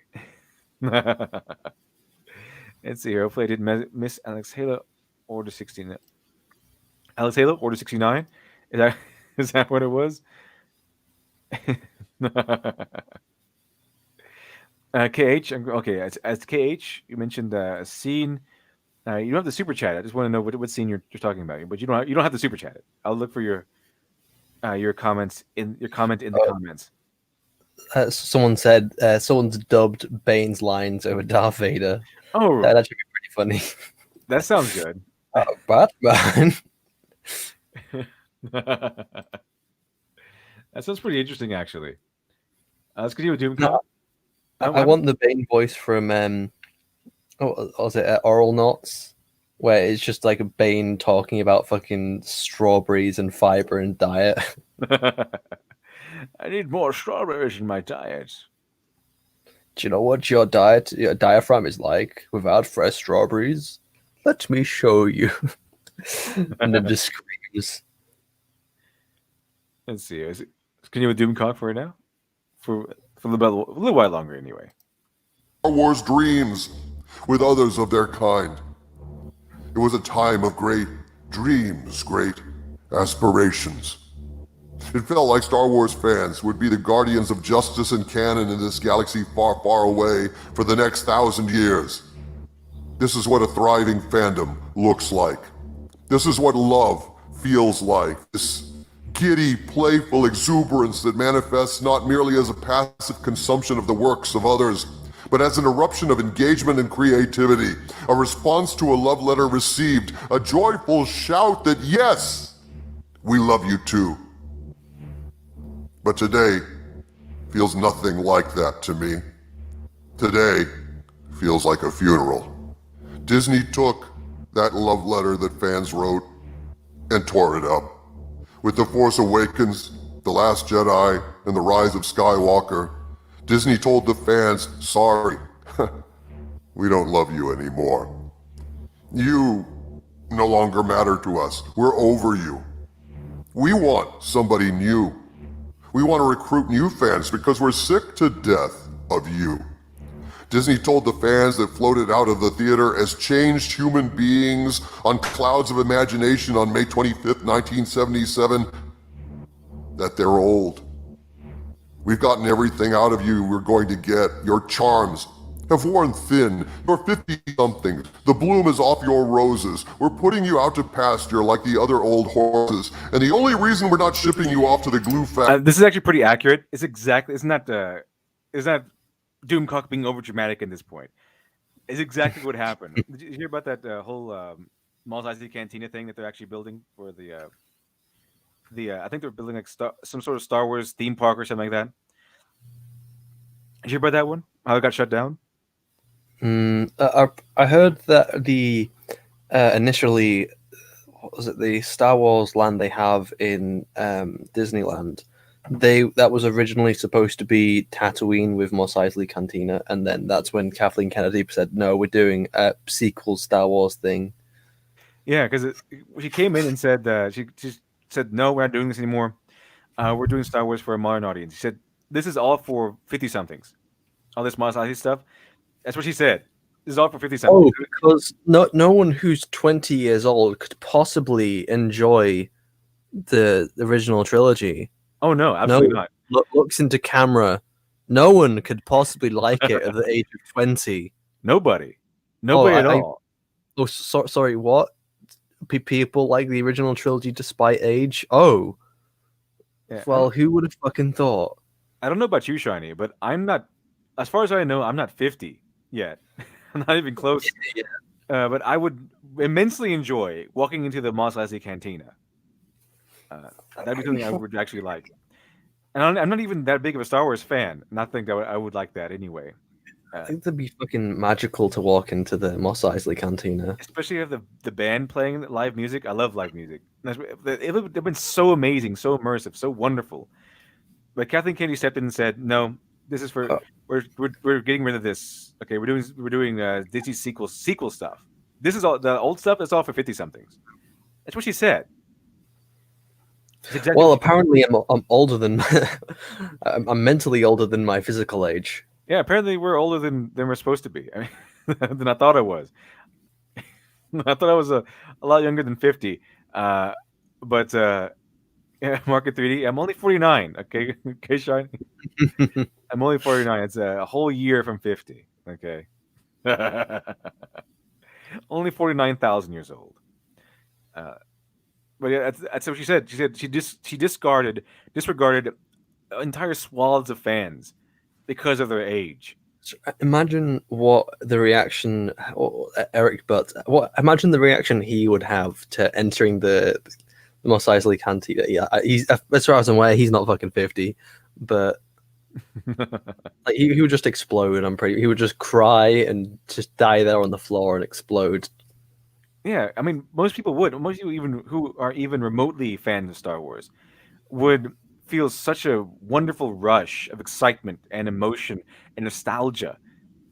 Like having the thought of walking to the Mos Eisley Cantina. That would be so fantastic. But not in Kathleen Kennedy's eyes. In Kathleen Kennedy's eyes, only 50+ year old people would like For that. now, I'll just experience it in VR. That's all I'll have to do. Yeah, it's the only way you can do it now, thanks to Kathleen Kennedy. A virtual reality fan creation. Let's see here. Christopher Cole. If you're 50, Star Wars is not for you anymore. If you're male, Star Wars is not for you anymore. If you like the original Star Wars, then Star Wars isn't for you anymore. It's exactly what's going on here. That's exactly Kathleen Kennedy's view. If you like Star Wars, if you're a Star Wars fan, it's 50. It's not for you anymore. Kathleen Kennedy doesn't want you. KH, you don't sound 49? Well, because I'm not 49. I'm 49,000. That's why. I seriously question what Kathleen Kennedy, like, she is. If she really believes that, then she is so fucking detached from the entirety of the Star Wars fandom. I think she is. I think she hates the Star Wars fandom. She wants a new one. She wants to rebuild Star Wars fandom in her image. No, because replacing your core audience always works very well. Star Trek Discovery. It's get rid of all the fans who are loyal for decades in favor of people who don't even like Star Wars. Just looks over at Star Trek Discovery. That works really well, doesn't it? It's like DC. What DC want to do? They say, "Oh, look, Marvel's going woke, and they're failing. They're going into the gutter." That's like a good idea. Let's start 5G and make a Superman black and Batman black, and let's make everyone black, and no Hispanics or anything like that. Just make everyone black. This is the black multiverse. Yeah, pretty much. Pretty much. I think that has gone away because they can't really afford to lose money anymore. Marvel can. DC really can't. Well, they're still like a $1 billion company, aren't they? Yeah, pretty much. The DC is losing a lot of money, but they're owned by AT&T. Has a lot of debt. Disney is this titan thing. This titan behemoth of a monstrosity of a company, and even they're losing out. But they're way better off than AT&T is, so they can afford to float Marvel for a while. DC cannot afford to float anywhere. They're fighting for their lives. Made me float down my toilet. Exactly. And I know Ethan Van Sciver has some insider knowledge on DC Comics and how they might be going away if they don't shape up and start selling things. Recently, they did a huge, gigantic sale. They did a huge drive where they amassed a lot of funds by having Jim Lee wheel out his cart and perform like a clown. By that I mean they wheeled him out and they had him do big tier commissions because they need money. They need lots and lots of money, and they don't have it. I see Mark in 3D. Thank you much for the 400 internet huffs.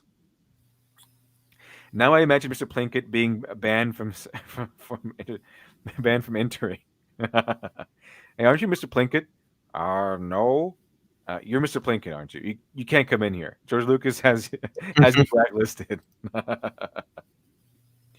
Oh, you're confusing me with the other guy. He's my brother. You get confused all the time. Here's my twin brother. She's Mr. Plunkett. You do the voice really well. Sorry, I'm Mrs. Plunkett. Mrs. Plunkett. Half on the bag. Anyways, continue. As we hope you're dumb enough, in love enough, have so little pride and self-esteem that you'll keep on buying the movies we're making now for our new loves, for little girls, and wannabe Disney princesses, as if we were still making them for you, as if we still cared for you, as if you will read the love letters we're writing to our new paramours, as if they were addressed to you. And that's just what some fans have done. They still believe that Disney Star Wars is Star Wars because they can't own up to the fact that Disney has moved on. Kathleen Kennedy has proclaimed the Force is female, has discriminated against hiring males in the past when she was putting together the Lucasfilm Story Group, favoring women with little to no background in stories or Star Wars. in order to make her point that under her new tyrannical reign, the Star Wars was moving on. Supposed to be also, for context, the Star Wars story group, that's supposed to be people, kind of the story police in a sense. So they pretty much say this is what you can or cannot do within a story, and that is, they're often, well, in theory, they're supposed to keep the canon together. Yeah. So they're supposed to make the universe flow because it's all going through one canon set of laws. However, in reality, it just ended up being police for, what you can and cannot do within, like, they were apparently, from behind the scenes stuff, they were stopping shows like Star Wars Rebels from doing certain things that pretty much they kept it in a box, like kept it in the box of it being a kids show and didn't let it expand.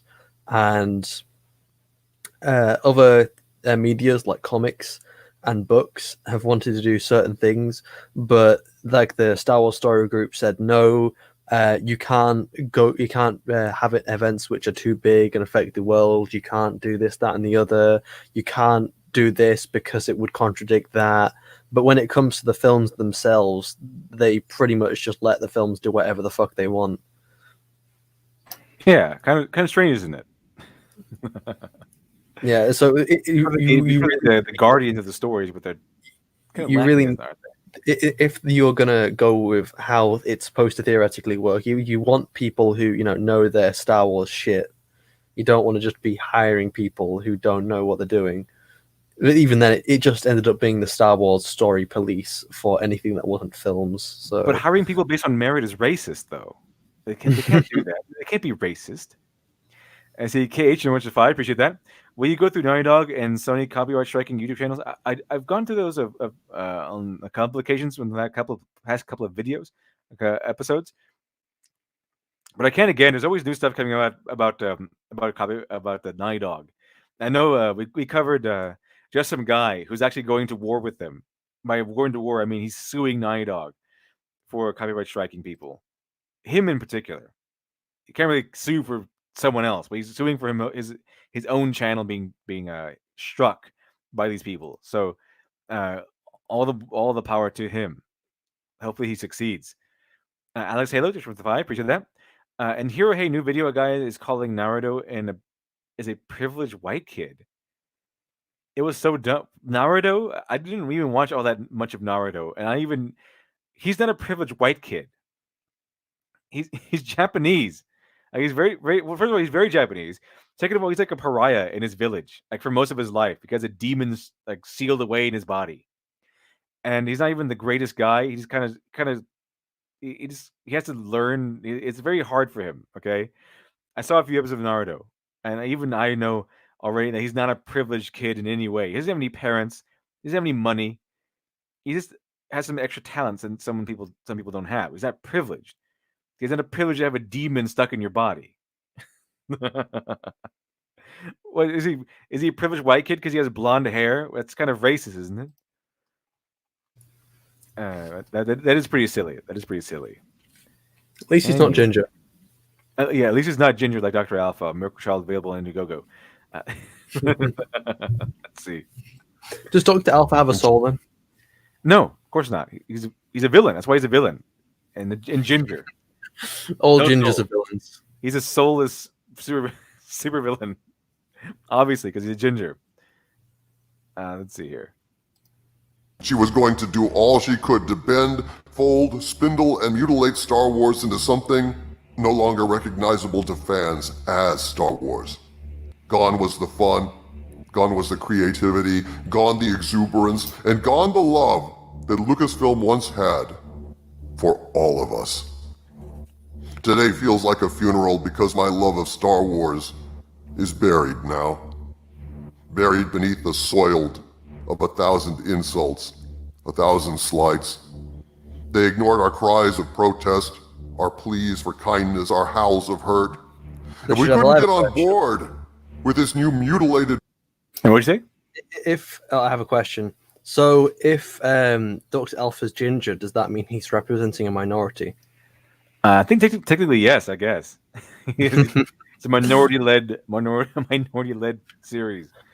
She's ginger. But because they're trying to wipe out gingers. Have you noticed that every redheaded character, everyone's adapted into a movie or something, they changed them from redheaded to black. And it was Starfire. Recently Starfire, as most notable as now cosplaying as Starfire is racist, and because everything's racist. And Everything is racist. Rains on your birthday. Sky is racist. Jimmy Olsen was also redheaded, and in the movie, or in the Supergirl TV series, he's black now. So there's a weird thing going on where every redhead is being turned into a black person for some reason once they're adapted to a TV series or a movie. I don't know why they're doing that. It's really peculiar, but it is a trend that everyone has noticed. So, well, don't you know you can just replace black people, ginger, they're interchangeable, obviously. Obviously, I don't know why that's how it ended up, but it is how it ended up. It's very strange, very strange. Version of Star Wars that was directed towards someone else entirely. We were trolls, sexists, racists. They called us everything but what we were. Heartbroken. This is what happens when propagandists destroy art. Myths are shattered and replaced with corporate prefab message delivery vehicles filled not with inspiration but accusation, degradation, and condemnation of fans. This is what May the 4th means to me now. Demon Last Sword, Doctor Who, still not still not ginger. Have you seen that? Oh yeah, I was gonna have to explain it. I see the new Doctor Who. Yeah. Okay. Good. You don't need education. I've seen all new Doctor Who until Jodie, what's her name, took over, and then I was done. I was like, no, this is gonna be woke. This is gonna be too woke. The Capaldi era was kind of falling apart in the first place. Capaldi was great. The writing was not so much. Like I think Capaldi had so much potential to be one of the best Doctors, but he didn't have any good episodes, or at least really, really good episodes. Like my favorite episode is probably like a Heaven Sent and Hell Bent. Mainly the one where he's stuck in the castle. That's my favorite episode of the Capaldi run. Everything else was not really all that much. Not really all that great. But did you know that they made they did know that they haven't made the Doctor Ginger, but they have made the Doctor Black. Did you know that? What? Oh yeah. I think the past iteration of the Doctor, despite so the past Doctor, she has a TARDIS, despite the fact that the first Doctor was supposed to be the one that stole the TARDIS, and it's been confirmed that he stole the TARDIS, and we've seen him steal the TARDIS for the first time. So how is like this other past Doctor before the first Doctor supposed to have a TARDIS? For woke points, of course. They need to be woke. But yeah, I think with the original Doctor is now a big black woman. So there you go, fans of Doctor Who.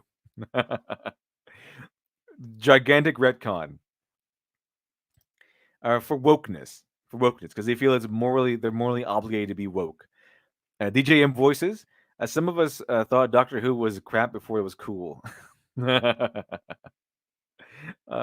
Awesome. Well, someone's gonna need corrections. The one server of Satania, black people and gingers being interchangeable would imply we can do ginger-led movie adaptations of black-led books.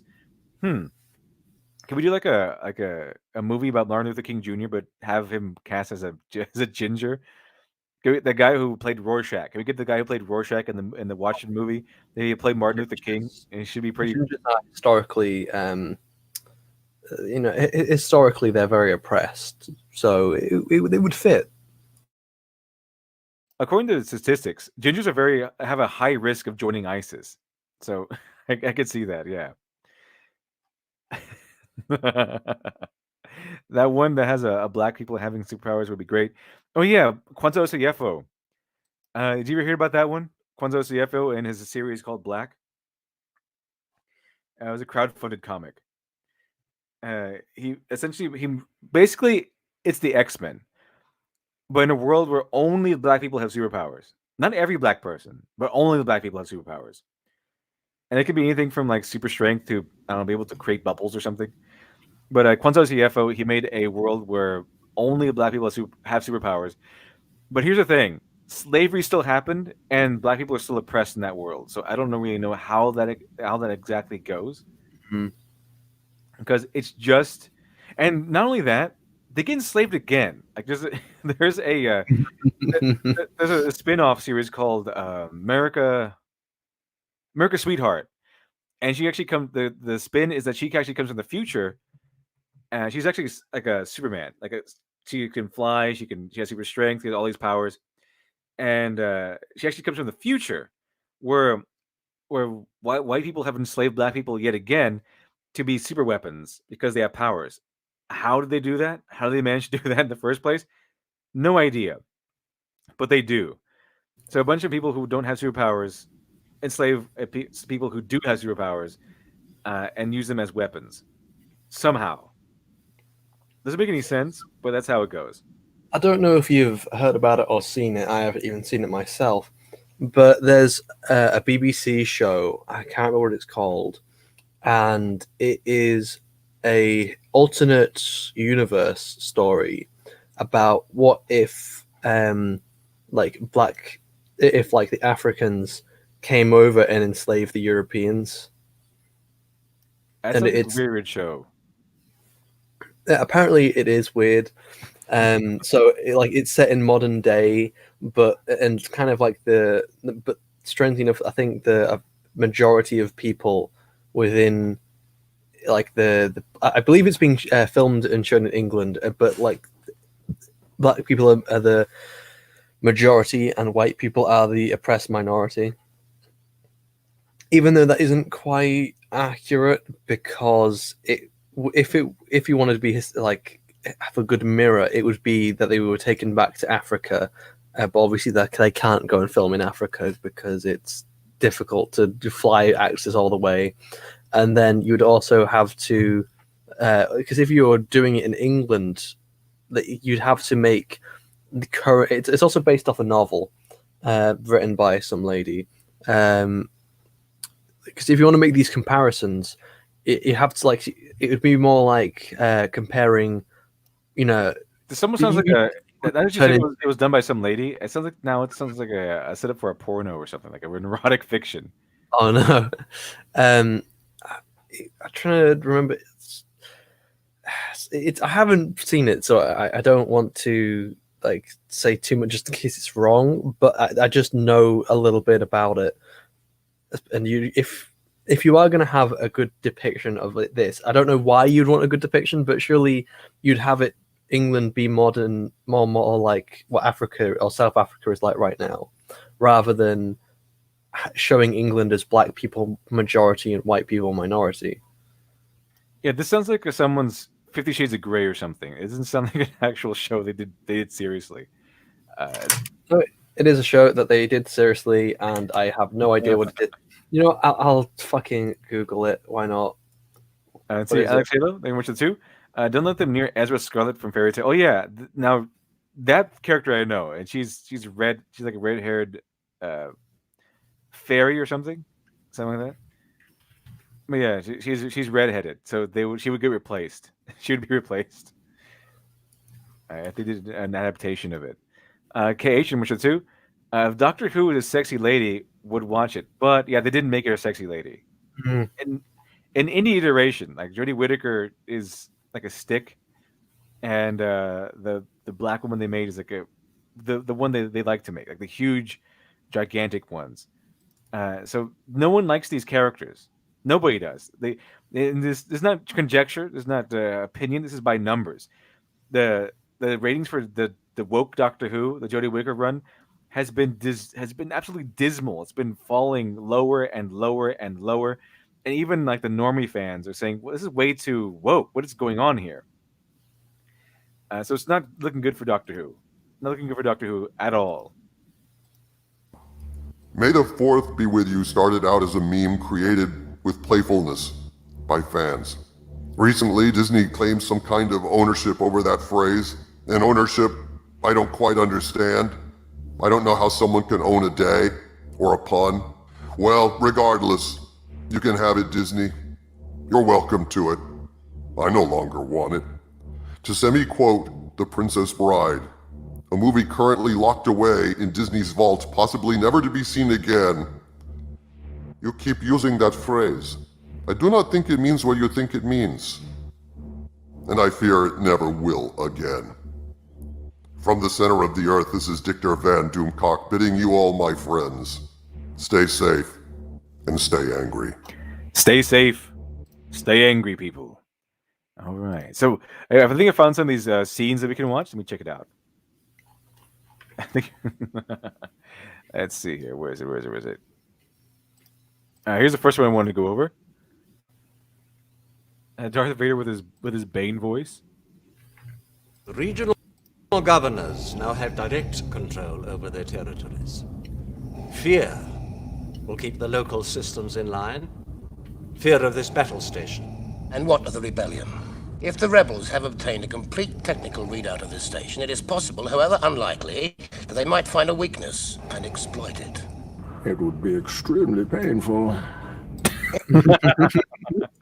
That kind of feels out of nowhere. They're going to exploit this weakness. It would be extremely painful for you. For you. This is fantastic. I think it's like random scenes or something. Any attack made by the rebels against this station would be a useless gesture, no matter what technical data they've obtained. This station is now the ultimate power in the universe. I suggest we use it. Do you feel in charge? Your money and infrastructure have been important. Till now. Don't try to frighten us with your sorcerer's ways, Lord Vader. Your sad devotion to that ancient religion has not helped you conjure up. Well, I don't know why it's skipping so much. Let me take it off there. Put it back up. And where is it? Darth Vader. Darth Vader's Bane voice. Uh-oh. The stolen data tapes, or given you clairvoyance enough to find the rebels' hidden fort.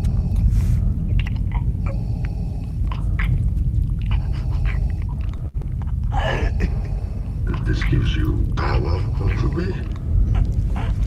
Enough of this. Vader, release. Okay, I think it's enough before we get taken down. Unless we already are taken down. I'm really sure. But it would be extremely painful for you.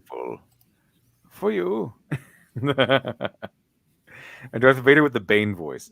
It's fantastic. I can't for the life of me find that fucking show. I don't even know what it was called. I'm just like flicking through BBC iPlayer to see if I can find it. It's like one of those creepy fantasies that some of these weirdos like to push, like some sort of weird sexual fantasy. I don't know. It's kind of weird. Just because the word fantasy reminded me, there was I went to a short film festival, and there was a film which was made by a university student who was a minority, and pretty much, so these drunk guys are just really rude to her, and what ends up happening is that they're a little bit mean. They don't really do anything. They're just being a bit of a dick, and like she curses them, and like they all have these really brutal, horrific death. Like these, just some fucking white kids, like maybe 19, 18, like who haven't really done anything wrong other than being a bit of a dick when they're a bit drunk, have these horrific deaths. And it's like, oh, well, it was a fantasy because I wanted to, murder people who were really sexist and racist and xenophobic towards me. It's like, fuck me. That is horrific. Yeah, that's exactly why I say it was like someone's weird fantasy. Not really something that's that they set up for philosophical exploration or something like that, or moral exploration, but someone's sick fantasy. Like we've seen. If anyone was with me, we went through the Deadbeats comic. That's what it's filled with. These weird murder fantasies about the people murdering other people because they were a little bit sexist or something like that. Not even violent, just a little bit sexist. Like not only just embracing them, but like not only accepting them, but like embracing them and touting them as the bravest people ever. Because you didn't do that, they deserve to murder you. One sec. Someone just told me what it was. Noughts and Crosses. The show I was mentioning before. I think that's it. Yeah. Let's see here. Check this out.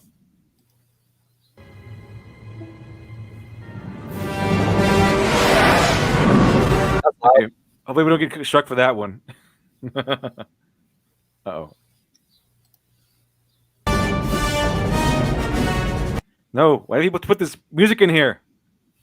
They don't like you. I don't like you either. Okay, we're not doing this. We're not doing this. I wanted to do it, but there's too much copyright and stuff in here. And they will snipe us from the heavens in a split second if we're still up. Hopefully, we're still up. Yeah, that's the John Williams music is a death sentence for a stream.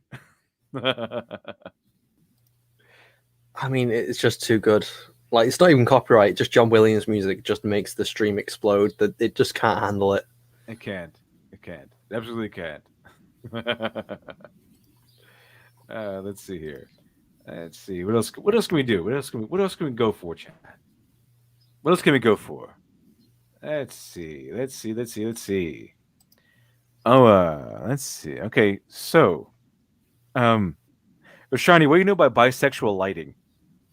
What?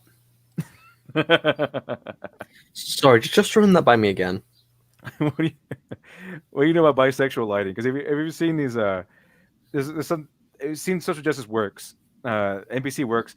There's always a certain color scheme that comes along with it, and it's called. They usually use the color fuchsia, and the color fuchsia is usually like the color you would see associated normally with these NPC weirdo SJW type works, and it turns out it's an actual thing. It's called bisexual lighting.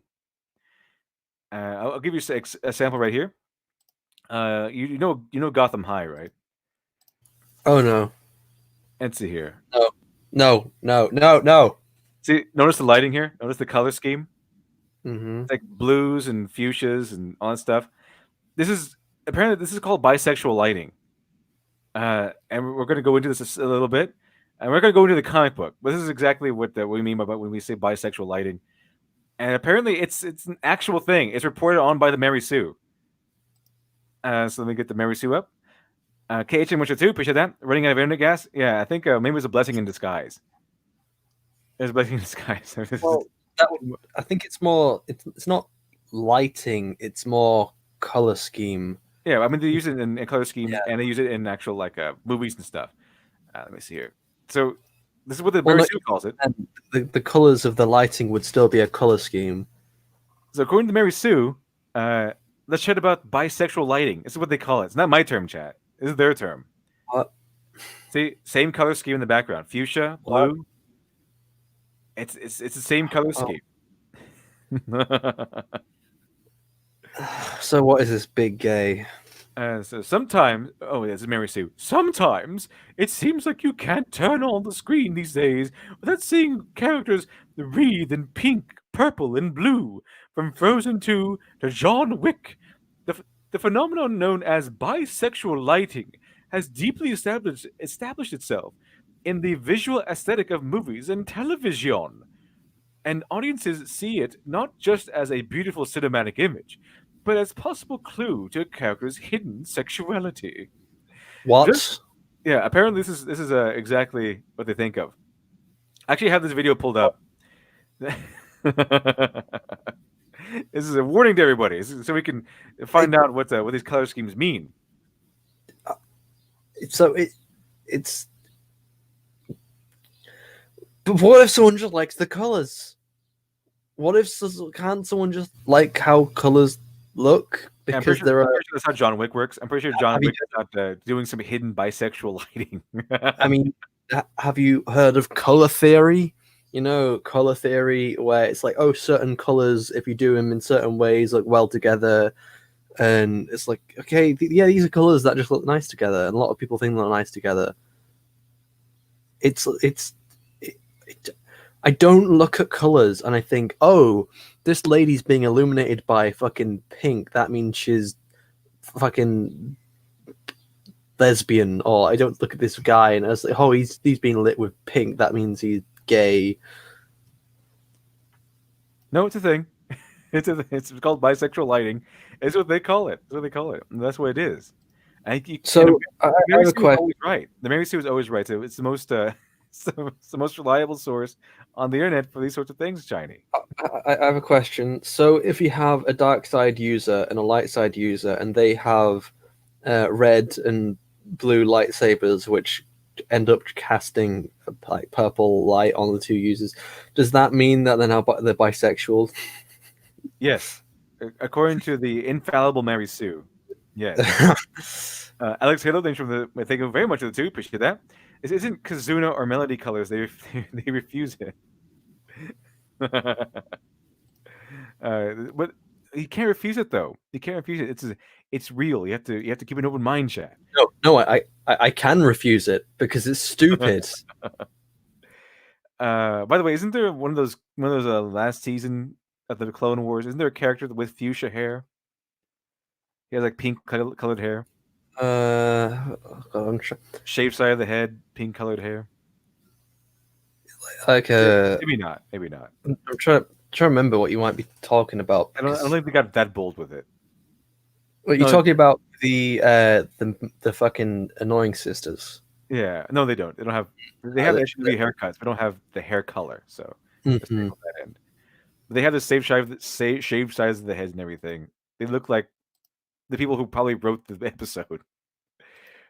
They tend to put themselves in there. They tend to put self inserts in there. But just this week, why it's so retarded. Pretty much, probably. There's a very good chance that's the case, actually. Dr. Crow, my themes, exactly, Dr. Crow, exactly, my themes. Can't forget my themes.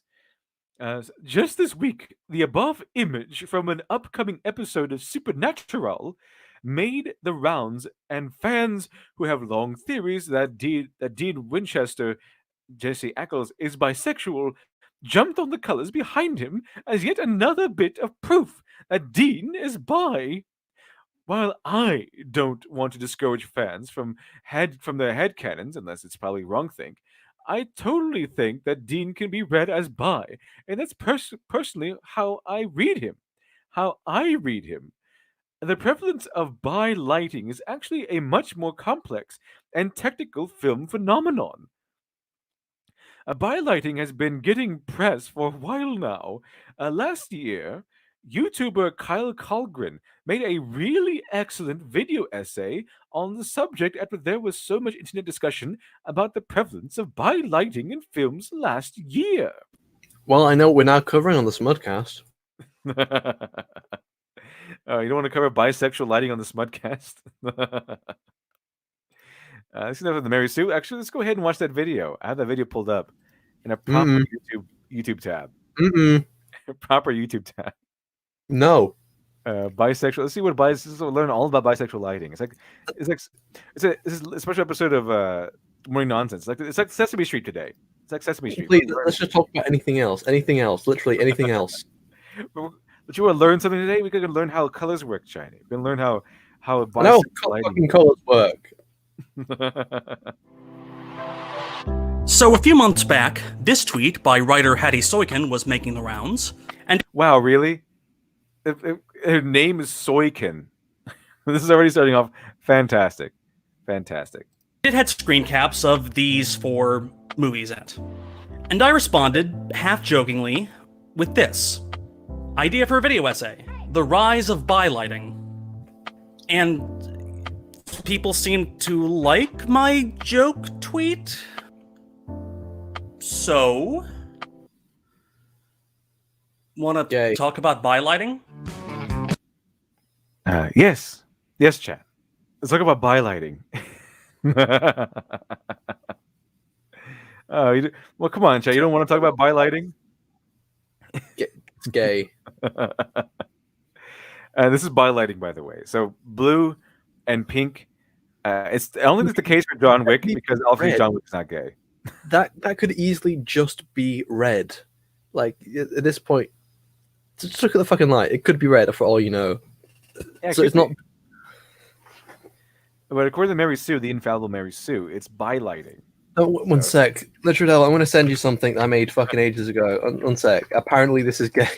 Spitfire. Soykin. Yes, Spitfire. Soykin. Literally, the person is named Soykin. So, you know it has to be credible. When they name you Soy, when your name is literally Soy, you know where you're going in life. You know where you're going in life. An image. Look at all the bi-lighting chat. Take it doesn't send. Oh, god damn it! I've got to just take a screenshot of it instead. And let's see. Criminal Imagination, number 2. Appreciate that. Even if I'm bi, I don't feel the need to buy. There you go. That's good. Good. Very good. Very good. Very good. 906. Next is 906. I'm going to need 1 2 9mm aspirins for this one. I think everyone will. I think everyone will. See, Alex H. Lobo, the romance between Enkidnu and Gil was the best. I'm pretty sure if Gilgamesh and Enkidu was going to be done today, it would be done absolutely in bisexual lighting. Absolutely, without question. They had the bromance to rock the ages. Alex Halo, thanks for the 2. Appreciate that. Spoilers for Fate. Gilgamesh was right. We need a rest. We need a reset. So I like how Gilgamesh is going to be in this game. It's going to be fantastic. We do need a reset, I think, in some areas. Yeah, and we're getting one actually. Dr. Crow, thanks for $99. Chat pointed out police cars are bi-lighted. Oh god, the red and the blue. Yeah, they are. The police cars are bisexual lighting. Oh yeah, this image you sent me, Shiny. Yeah, that's bisexual lighting. That ship, that spaceship, that Defiant ship, that ship is bisexual, according to the Mary Sue. I was just messing around with fucking colors and lighting, and I thought like the obviously blue and red. Oh, that contrast's nice, but apparently that's gay. Apparently it is. Well, it's not. Maybe it's not gay, but it is bisexual. According to the infallible Mary Sue, that is. According to the infallible Mary Sue, it can't defy the Mary Sue Shiny. It's just you can't do it. Too powerful. But don't worry, Chad. Don't worry, Chad. I'll have mercy on everyone. We'll just stick with the article. We'll just move with the article. We'll move down. Maybe we'll learn something from that. We won't have to sit through the entire video because it is 15 minutes. Let's see here. Eskimono Phono. Thank you much for 499. Appreciate that. Where's the creativity and freedom of expression? They only follow trends and doctrine, shallow beliefs. Yeah, they don't have creativity and expression. They don't have it. If they did, they wouldn't have to be taking over Star Wars. They'd be making their own stuff. They wouldn't have to be replacing Thor and Superman and Batman.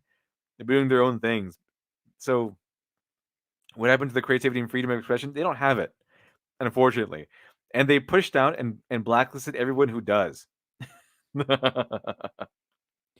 So this is a great video, and it gets to the point quickly that while the big flag, which the bi-lighting is theoretically meant to evoke, was created in 1988, and the use of purple, blue, and pink in cinema was around before even that.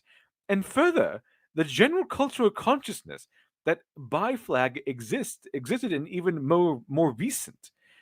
Even so, it's tempting to think that filmmakers of recent years have used the bi palette to allude to characters' sexuality, especially when the text of the shadow of the show or movie cannot. For example, the bi-lighting in Atomic Blonde, which featured a canonically bisexual heroine, or the bi touches in the finale of Legend of Korra. Really? That was in Legend of Korra. He used the lighting in Legend of Korra. Oh, Chad, is anyone seen Legend of Korra? And did he use by lighting in Legend of Korra? And now I'm curious. Well, Korra is bisexual, so Yeah, I know that, but did he use by lighting?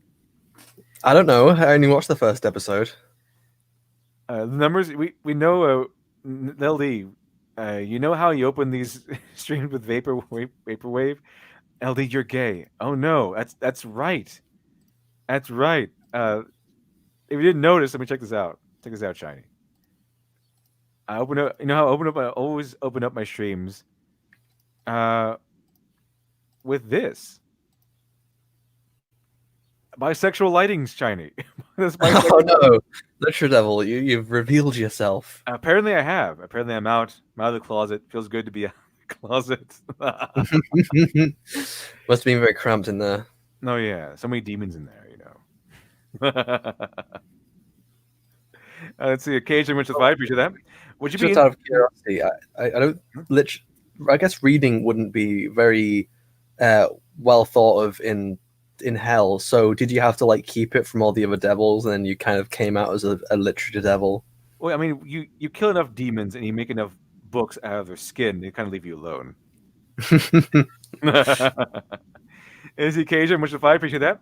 Would you be interested in the new game Ghost of? Oh, that actually looks really cool. It looks really cool. I've seen a clip of that. It looks absolutely fantastic. Loads of historical tidbit from Mongols' invasion of feudal Japan. Yeah, I'm a sucker for for Japanese history. I love that stuff. So absolutely. Whenever it comes out, I'll probably get it. It's like a fantastic game. So let's see. So get this back up here. Don't worry, chat. I haven't lost the article. I have it right for us, right for the plucking. And so now I'm curious to see if Legend of Korra, do they have bisexual lighting in there? Now I'm curious. Not bi-curious, just regular curious. So let's see here, chat. Let's see here. Okay. Like, one thing I do remember, because I had to sit through a lecture of like in my media, like talking about like the use of color and lighting within like scenes. And it's like things like Vader's lightsaber, you know, red, the connotations of the color red, and how that what that can invoke in someone, especially in like a very poorly lit corridor, where that's the only thing illuminating all the details and stuff, and that the color dominates. I can understand. Yeah, okay, the feelings a color can invoke. That's good. Okay, I can understand that, but bisexuality is not it's not as much of a feeling than a part of who someone is. Well, the thing is, though, the HWs and NPC people, they actually consciously use these color schemes in all of their works. They do. So there's a good argument to be made. Let's see here. Escamonfono, thank you much for the $9.99. The next GTA Vice City called GTA by Lighting. I think didn't they use a lot of that lighting in that latest GTA game? I don't remember. I haven't played through it actually, not yet anyway. I say Serene Forgeworks. LD is the big gay, and chat is the pile. Obscure South Park reference. I'm very sorry, I forgot to close my mic there while I was eating. I say KH and much to 5. Appreciate that. Only devil I care about is Dante, Nero, Virgil, and Literature Devil himself. Yeah, Nero, Dante, Virgil. Excellent stuff. So it was Dante. Yeah, Dante was from Devil May Cry. Nero was also from Devil May Cry. Yeah, oh yeah, that's right. Nero, that's right. Nero was like the guy from the fourth one. Like there's two brothers. Where's the third guy from? So it was Dante and Virgil, the brothers, and then Nero was some random new guy they brought in. It was still a fun game though. Still a fun game. I appreciate that, KH. Appreciate that. Awesome. So let's see here. Let's see. Even so, it's tempting to think the filmmakers of recent years have used this bi palette to allude to character sexuality. Bi-lighting is definitely used on bi and queer characters, but that doesn't explain everything. So, as Kyle did, we're going to get into the science because it's actually pretty neat. So, okay, so Shiny, we're going to get into the science here. Okay, because I forgot that colors have so much connotation in sexuality. Of course, how did I miss this? Oh yeah, we're going to see the science of it. We're going to see the science behind it. Mary Sue is going to educate us. Considering how fucking politically slanted my college is, I don't know how they didn't try to push this, because that's something I could imagine seeing in one of their really stupid lectures. With the bi-lighting stuff. There's been worse. Please forgive the following oversimplification. All colors we humans see are combinations of the three wavelengths of light: reddish, greenish, and bluish. The different types of cones in our eyes detect. Smarter people than me have reduced these combinations in this very cool thing called the CIE chromaticity diagram, which represents all colors we can see. And here it is. See that line at the bottom? It's called the line of purple. The colors along the curve. It says a line of purple right here. It's purple. Okay. It's called the line of purple. The colors along the curve are pure spectral colors, but the purples and reds at the bottom are actually combinations, which means that people essentially is sort of an optical illusion. That purple essentially is an optical illusion. Okay. Finding this out cleared up some of the things we had always confused me. Are they going to try and say Frozen is like gay? I think so. Probably. That's probably a good chance. These are the people who say that that heterosexuality is a social construct. Same people. I mean, there's probably I don't agree, but I would probably say there's a better argument to say that, like bisexuality and gayness is a social construct. But even then, I wouldn't make that argument. I'd say there's probably just a bigger argument to be made than saying heterosexuality is a social construct. Well, yeah, the same people that say heterosexuality is a social construct. So I wouldn't be surprised if they call Frozen 2 also at least bisexual. One thing, just because someone brought it up, I would say that the closest you get to a gay color is green for frogs. Because they're making the frogs gay. Mhm. Turn the freaking frogs gay. Crap. Let's see. Finding this out cleared up some things that had always confused me. Namely, why purple was so often left out of the rainbow, or the lineup of red, orange, yellow, green, blue, indigo, and violet we always learned as kids. Turns out it's because purple is extremely special and rare. Extremely special, or rare, and technically not part of the natural spectrum of pure light that makes color. The line of purple is basically the bi flag. Okay, how'd you jump from what you just said to that? Hmm. And the weirdness, color-wise, of purple is why it has become associated with magic, aliens, and the unknown. Okay, I want someone to make a meme saying colors are colors. Just please, someone do that. Sometimes a cigar is a cigar. Sometimes a color is just a color. Occasionally, that's the case. Someone just said bye. Goodbye. Bye. Yeah, I relate. I heavily relate. A demon that sword. Nope, no, Patrick. Mayonnaise is not a social construct. Horseradish isn't a social construct either. Is mayonnaise a social construct?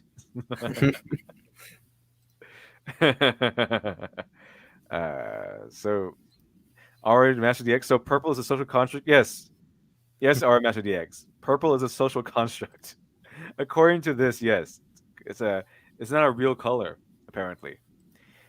K Mr. 2, appreciate that. Essentially, SJWs want to be entitled. Yeah, that's all they want to do. They just want they claimed a special color for themselves. They named it as special, and they want it to be like their color. You see, it's thematic because purple apparently is an illusion, and so is bisexuality. No, I'm okay. I'm not being serious just because I know someone's gonna fucking clip that. Thematic. My themes. Can't forget my themes, Shiny. Can't forget my themes. Let's see here. So yeah, they just want to be entitled. You're absolutely correct. They just want to be entitled. And see here, Kay Kanensky. This is like the anime meme with the butterfly with the guy. Is this gay? Why are you gay? Is this the butterfly? Yes, my themes. Next Nintendo 6. Lucky Jinx. My themes. You can't forget my themes. My themes are important.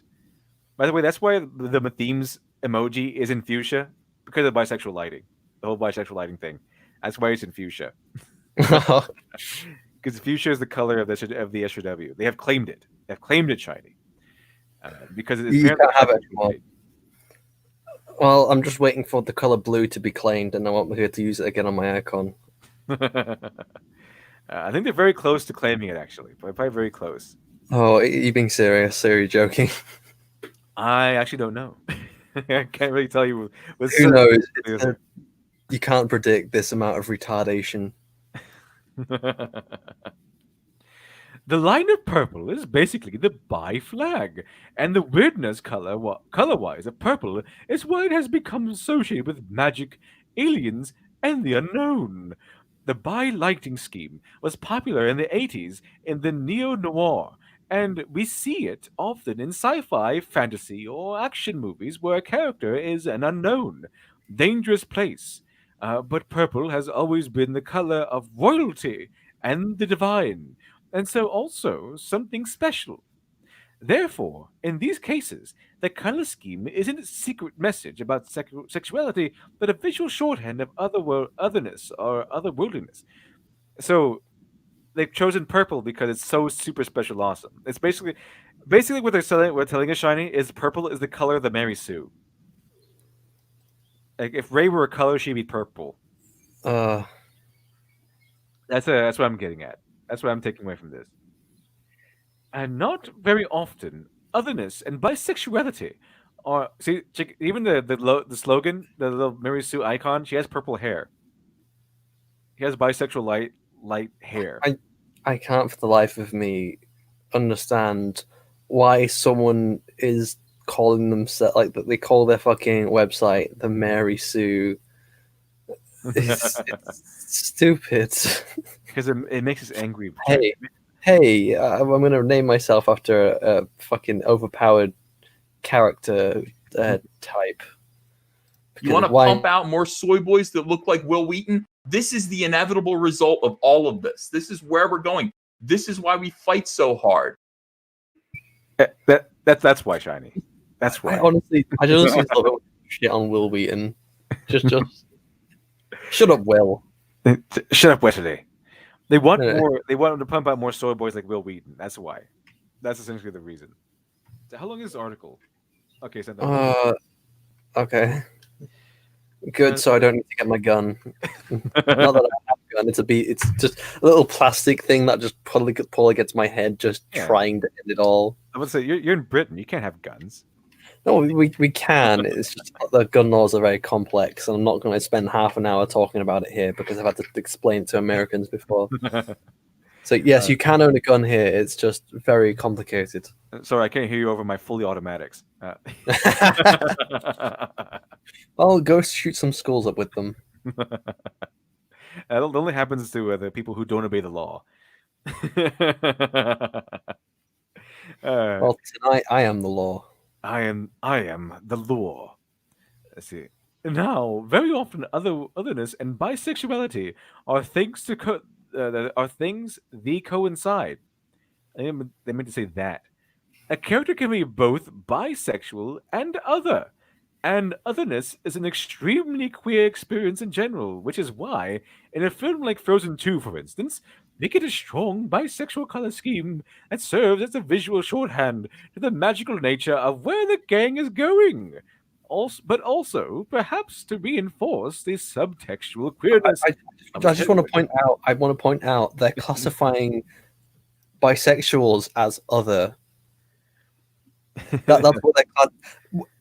That sounds a little homophobic. Yeah, but then in their mind, in the Mary Sue mind, it means that they're special, that they're unique. I guess that's why they can get away with it. It just I suppose it kind of does make sense that I say it that way, because I have seen people in real life who are not bisexual, but they just identify as bisexual to say, "Oh, look how special I am. I'm different. I'm other. Look how unique and different I am." But people are still fucking people, regardless of their sexuality. Like, sexuality doesn't really matter too much. That's just what they are. That's not who they are. It is when you're a weirdo. It is when you're an NPC, HW type. That's all you are. I suppose it's kind of it does make sense with how they see, like, oh, you're just a straight white. You're not a person. You're just a straight white male. It's just listing off. You're not a person. You're a black woman. It's like just listing off, your physical, what you are physically, rather than who you are as a person. Your certain traits instead of an actual person. That's pretty much what happens. Let's see here. So bi-lighting and the pink, blue, purple color scheme can be and often is used to emphasize queer stories or stories that are queer in nature. And it's not always the case, which brings me back to Supernatural and other shows where fans take the color schemes as part of a larger coding about the character. For example, the BBC Sherlock. Oh my. Okay. Okay, that's another story. I've never seen this color scheme in Sherlock. I didn't. I never saw it. Did you see Sherlock? Which one? The BBC one. The one made by the same people who made Doctor. Yeah. Do you remember this color scheme in there? I don't. I don't. No, I don't. I don't at all. There are so many adaptations of Sherlock. I have to ask which one. I mean, they kind of allude that he is gay or bisexual or something like that, but it's not. Nothing is really ever confirmed. It's just like it's a running joke between them or something. But I do know, however, there is a fandom called Super Wholock, which is a mixture of Supernatural, Doctor Who, and Sherlock Holmes, or Sherlock from BBC Sherlock. Mm-hmm. I don't know what it is. I've seen fan edits like where people have edited like between the two, sometimes very poorly. Now, a crossover between BBC Sherlock and Doctor Who would make sense because they both have Stephen Moffat in there, and what's his name? The other guy, Mark Gatiss, the guy who blocked me on Twitter. Gatiss blocked me on Twitter. Yeah, that one makes sense. But Supernatural, that one's coming out of nowhere as far as I've seen. Well, even then, like crossovers like that just kind of feel. I don't know. I don't think it would work narratively.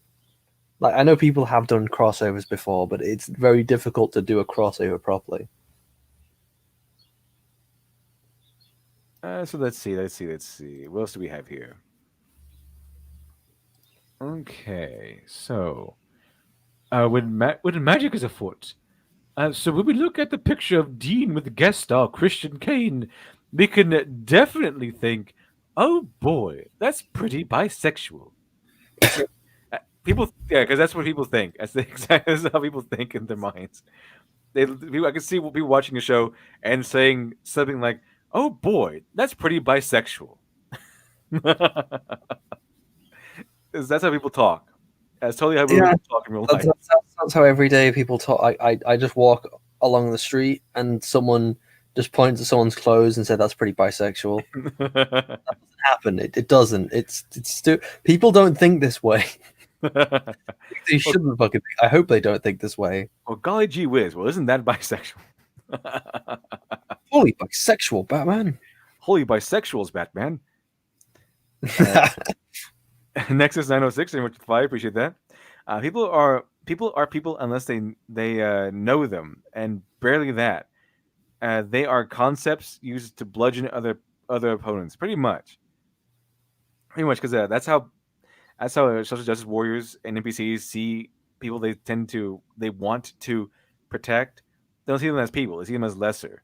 see them as bludgeons to use against you. Oh, you don't like XYZ people. You must be a bigot. I'm not trying to protect them. I'm trying to destroy you.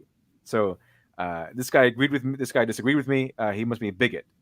So it's not not protecting anybody. It's trying to destroy people. So that's pretty spot on Nexus 906. Absolutely. Boy, oh boy, that's pretty bisexual.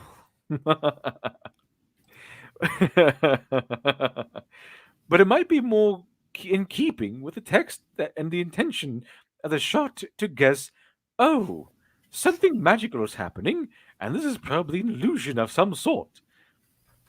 And bylighting is a really interesting topic to get into something. Because so the science, they went over the science, Tiny. I think we'll stop it there. But they went over the science. And the science. So much science. Yeah, they went over this. It's all the science they gave us. And according to this, it's not the fact that purple is bylighting. It's the fact that purple means other. Purple means otherworldly. So they just interpret it. Green. It's interpreted as bylighting. So it's not actually bylighting. It's interpreted as such. They claim green. it as such. Green is also used as a color. What's the point? What is their point? The point is, purple is ours now, bigot. That's their point. They claim fuchsia as their color of choice because it's basically the Mary Sue of colors. How can you claim a color? They did. They claimed it. Mine. It's my color. You can't use my color. They identified the one color of the spectrum. They identified the one color of the spectrum that isn't actually part of the spectrum and is super special. It has special rules. So they identified the one color of the spectrum that is the Mary Sue of colors. It feels like they're just kind of taking a crayon. It says mine. It's like, well, I want to use it. It's like, no, it's mine. A demon with that sword. Oh boy, isn't that bisexual? This should be used as a meme in response to something stupid being said. I was thinking the same thing. That sounds so silly. Oh boy, well, isn't this bisexual? What? Well, I say, Jeeves, well, isn't that bisexual?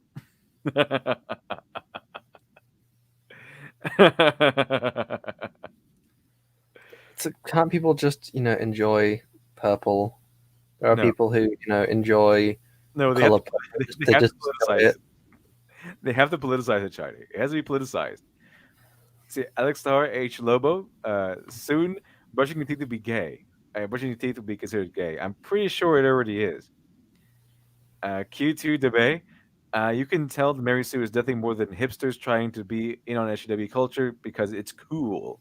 They modeled their skill after bagel theory. Fantastic. We have a bagel theory emoji also. All set and ready to go. Bagel theory. Here we go. Here's some bagel theories for the chat. There you go. Got some bagel theories out there.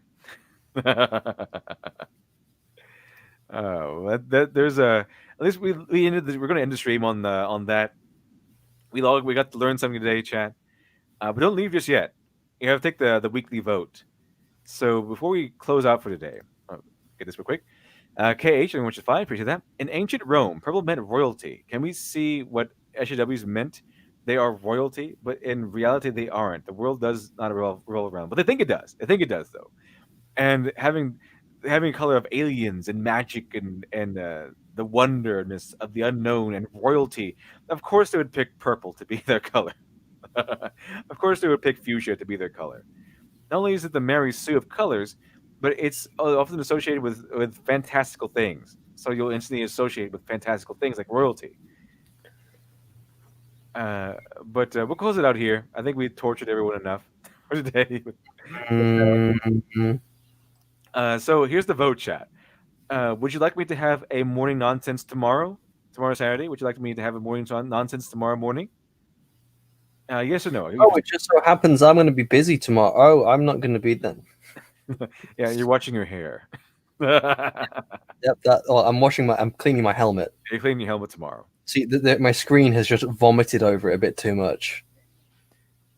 Let's see here. So, we'll have if you want morning nonsense tomorrow, there will be Fate stream. So, if you vote yes on morning nonsense, there will be morning nonsense in the morning tomorrow, and then a Fate Stay night stream later on in the day.